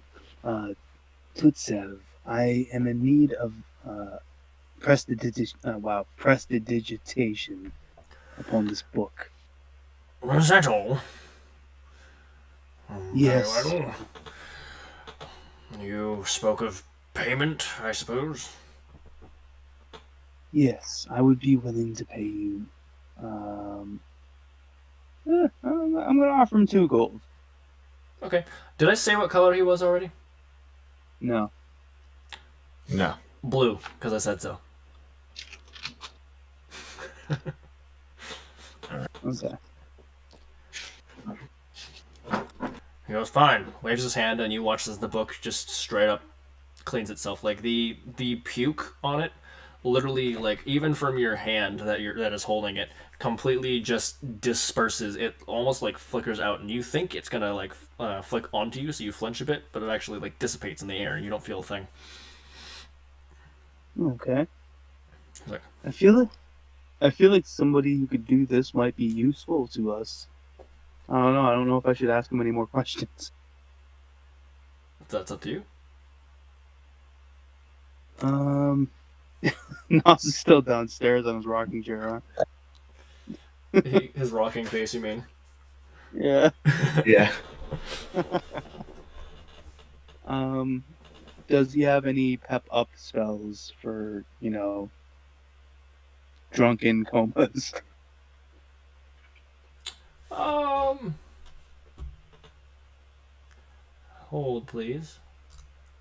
I will say, let me just look real quick. Spells. Weird.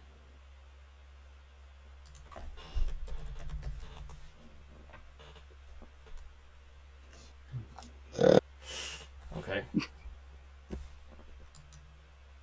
Why is that not a thing? That's a little... Okay.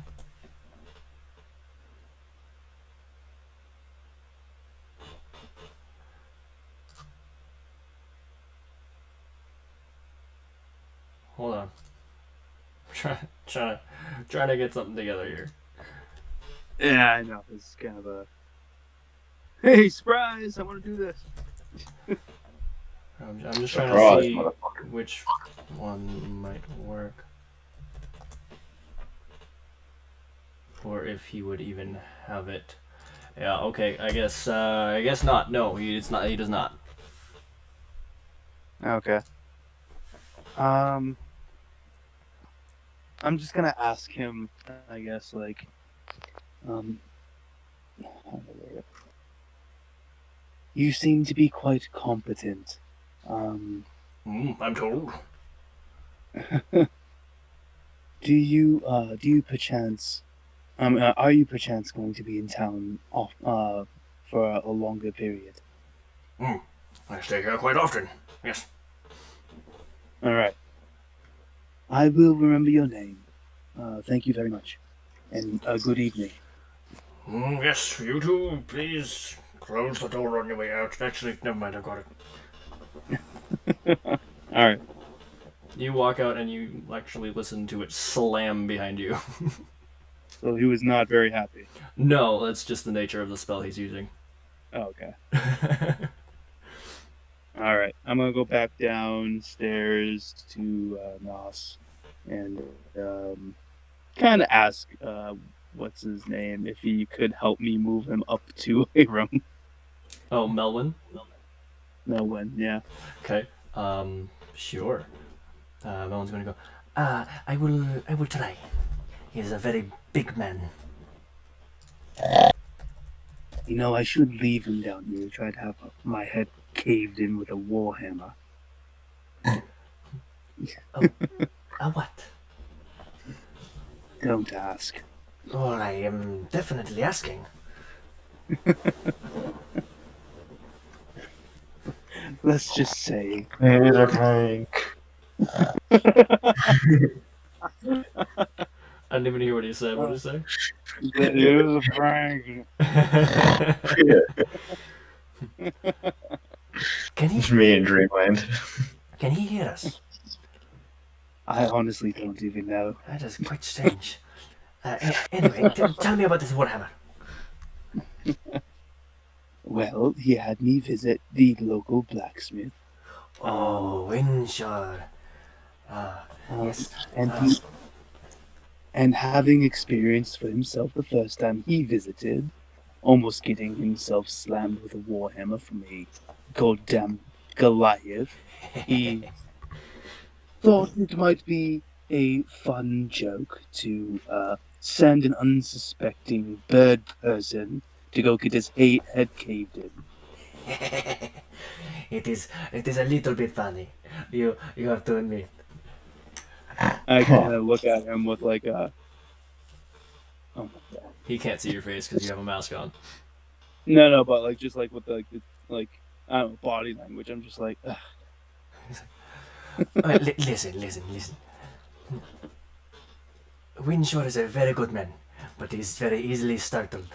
Now, Likely the most that would have happened is he would have seen you at the last second and pulled his hammer away. You probably would have been fine.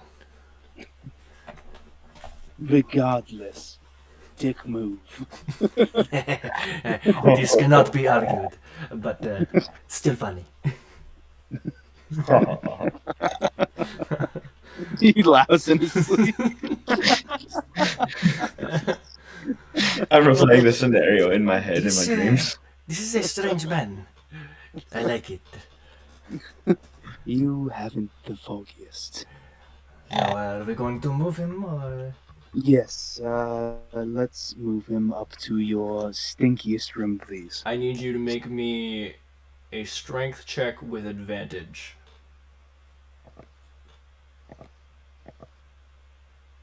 Oof. 13, I will say, is not enough because this motherfucker weighs almost 400 pounds. Ugh.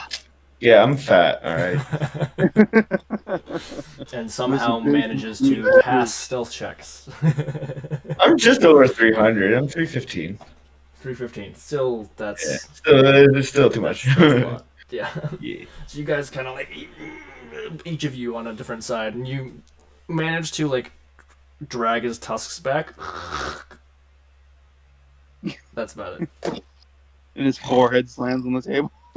No, it's like at the edge, like somehow still balancing. The tusks are like just barely on the edge of the table. In fact, the table has started to lean a bit. All right.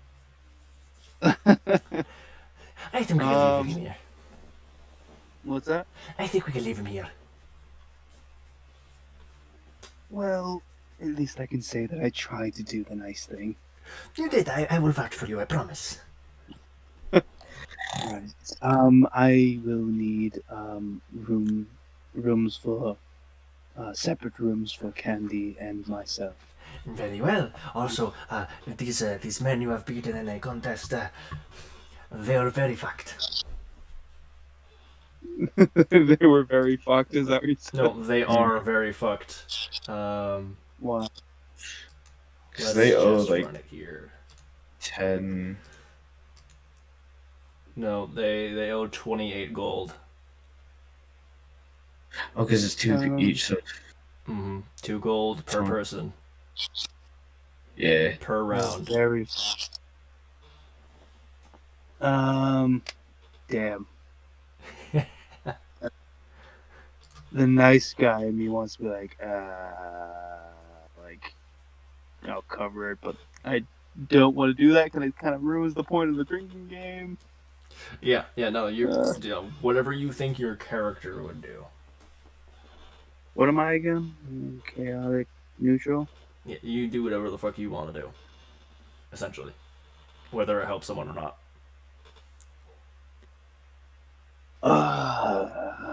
Also, take a look at your personality traits. If something jumps out at you and you're like, yeah, you know what, he would do that, then go ahead. If you're like,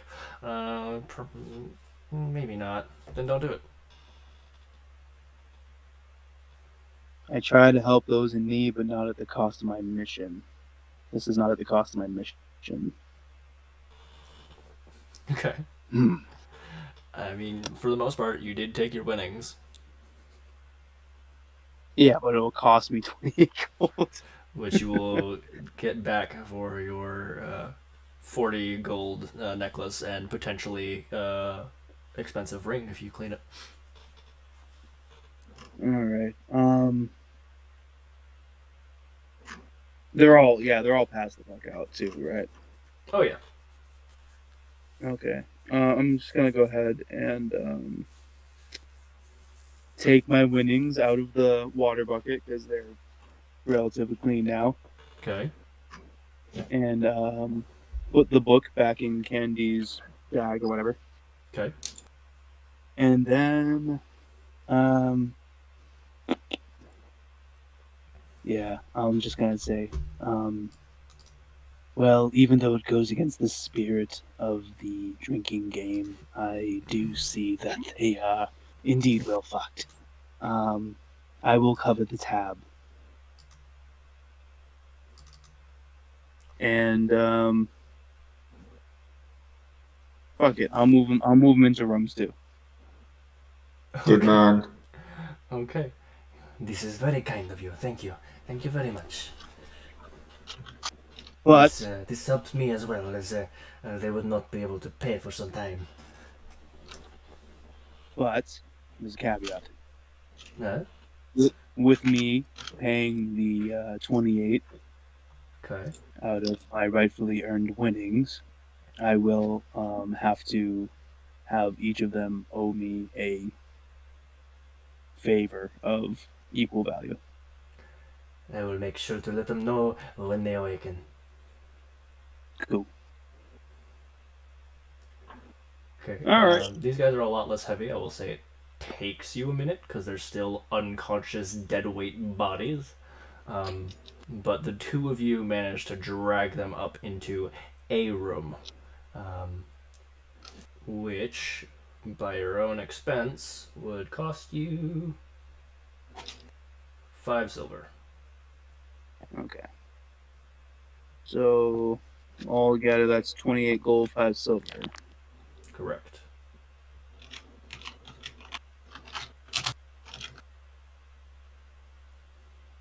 Okay, so that's 233.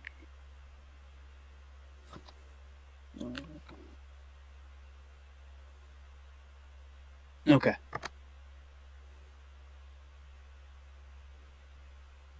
All right, and did I already purchased candies in my room as well, right? No, you did not. Okay, I'm gonna have to do that as well. Okay. I will say you pay for your own room, and I will dock some silver from her for her own room. Okay, it's 2 silver. It is for the room. No, 5 silver per room. Okay, I only have 2 silver. How much is a gold worth? The 10 gold is silver. 10 silver. So that is 12. And if you want to throw him a tip, you just give him a gold piece.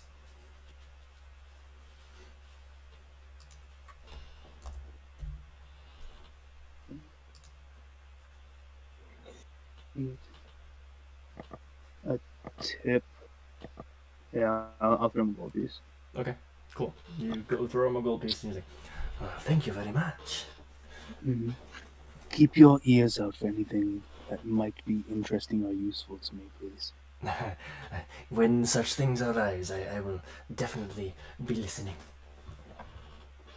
All right, and I will bid him a good evening and put a wrap to this. Beautiful.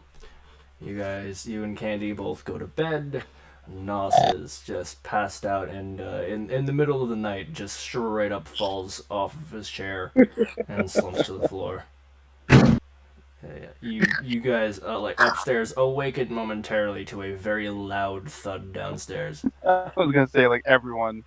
Yeah, Everyone a starts. couple people come out of their rooms, but eventually everybody settles down and goes back to bed. What the fuck was that? Yeah. Yeah, no, you are a big boy. Just cause I'm fat. Yes, actually.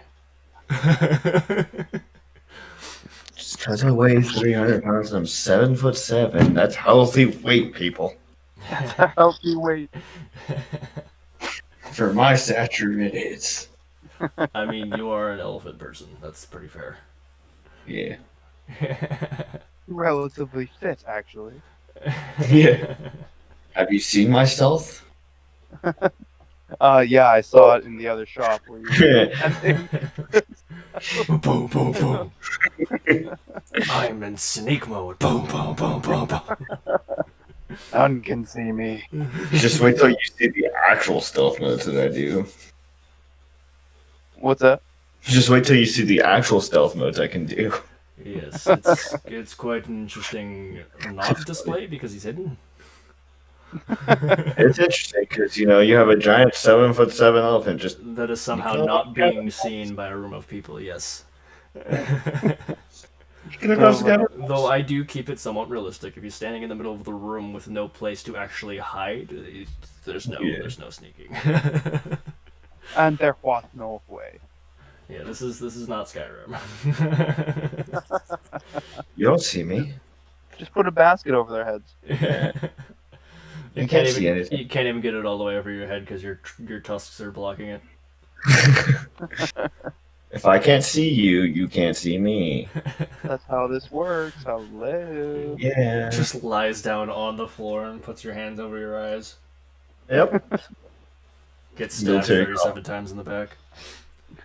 Everyone's gonna have to roll a perception check. Oh man, they definitely can't see me, so they're probably just really mad at the floor. Super self-denial. Man, that's a weird looking floor. Let me stab it. They hear them yelling and sure. Oh, good, they found someone else. Oh, good, they found someone.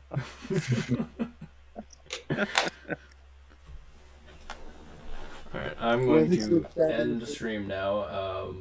To the person that is currently watching, and through anyone else who watches later, either via VOD or my YouTube channel, thank you very much for watching.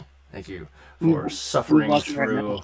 our bullshit, and for supporting my channels, potentially? Question mark? Who's watching right now? I have no fucking clue. They are not talking in chat, which is fine. They do not have to. I thank you either way. We will most definitely, hopefully, listen, it is scheduled for every Sunday at 9:30 p.m. Eastern Standard Time, if everybody can make it. Usually everything is good, but, life happens. Sometimes shit goes down. We will see. So, if you aren't already a particular member, I would gladly invite you to my Discord server. You will get plenty of updates when I'm streaming. Sometimes I talk to people. At least I try to. Not many people talk back to me because they're busy, and that's fine. But That's all right. yeah, there's lots of shit there to see. There's plenty of stuff. Just good night. Thank you for tuning in. Thank you.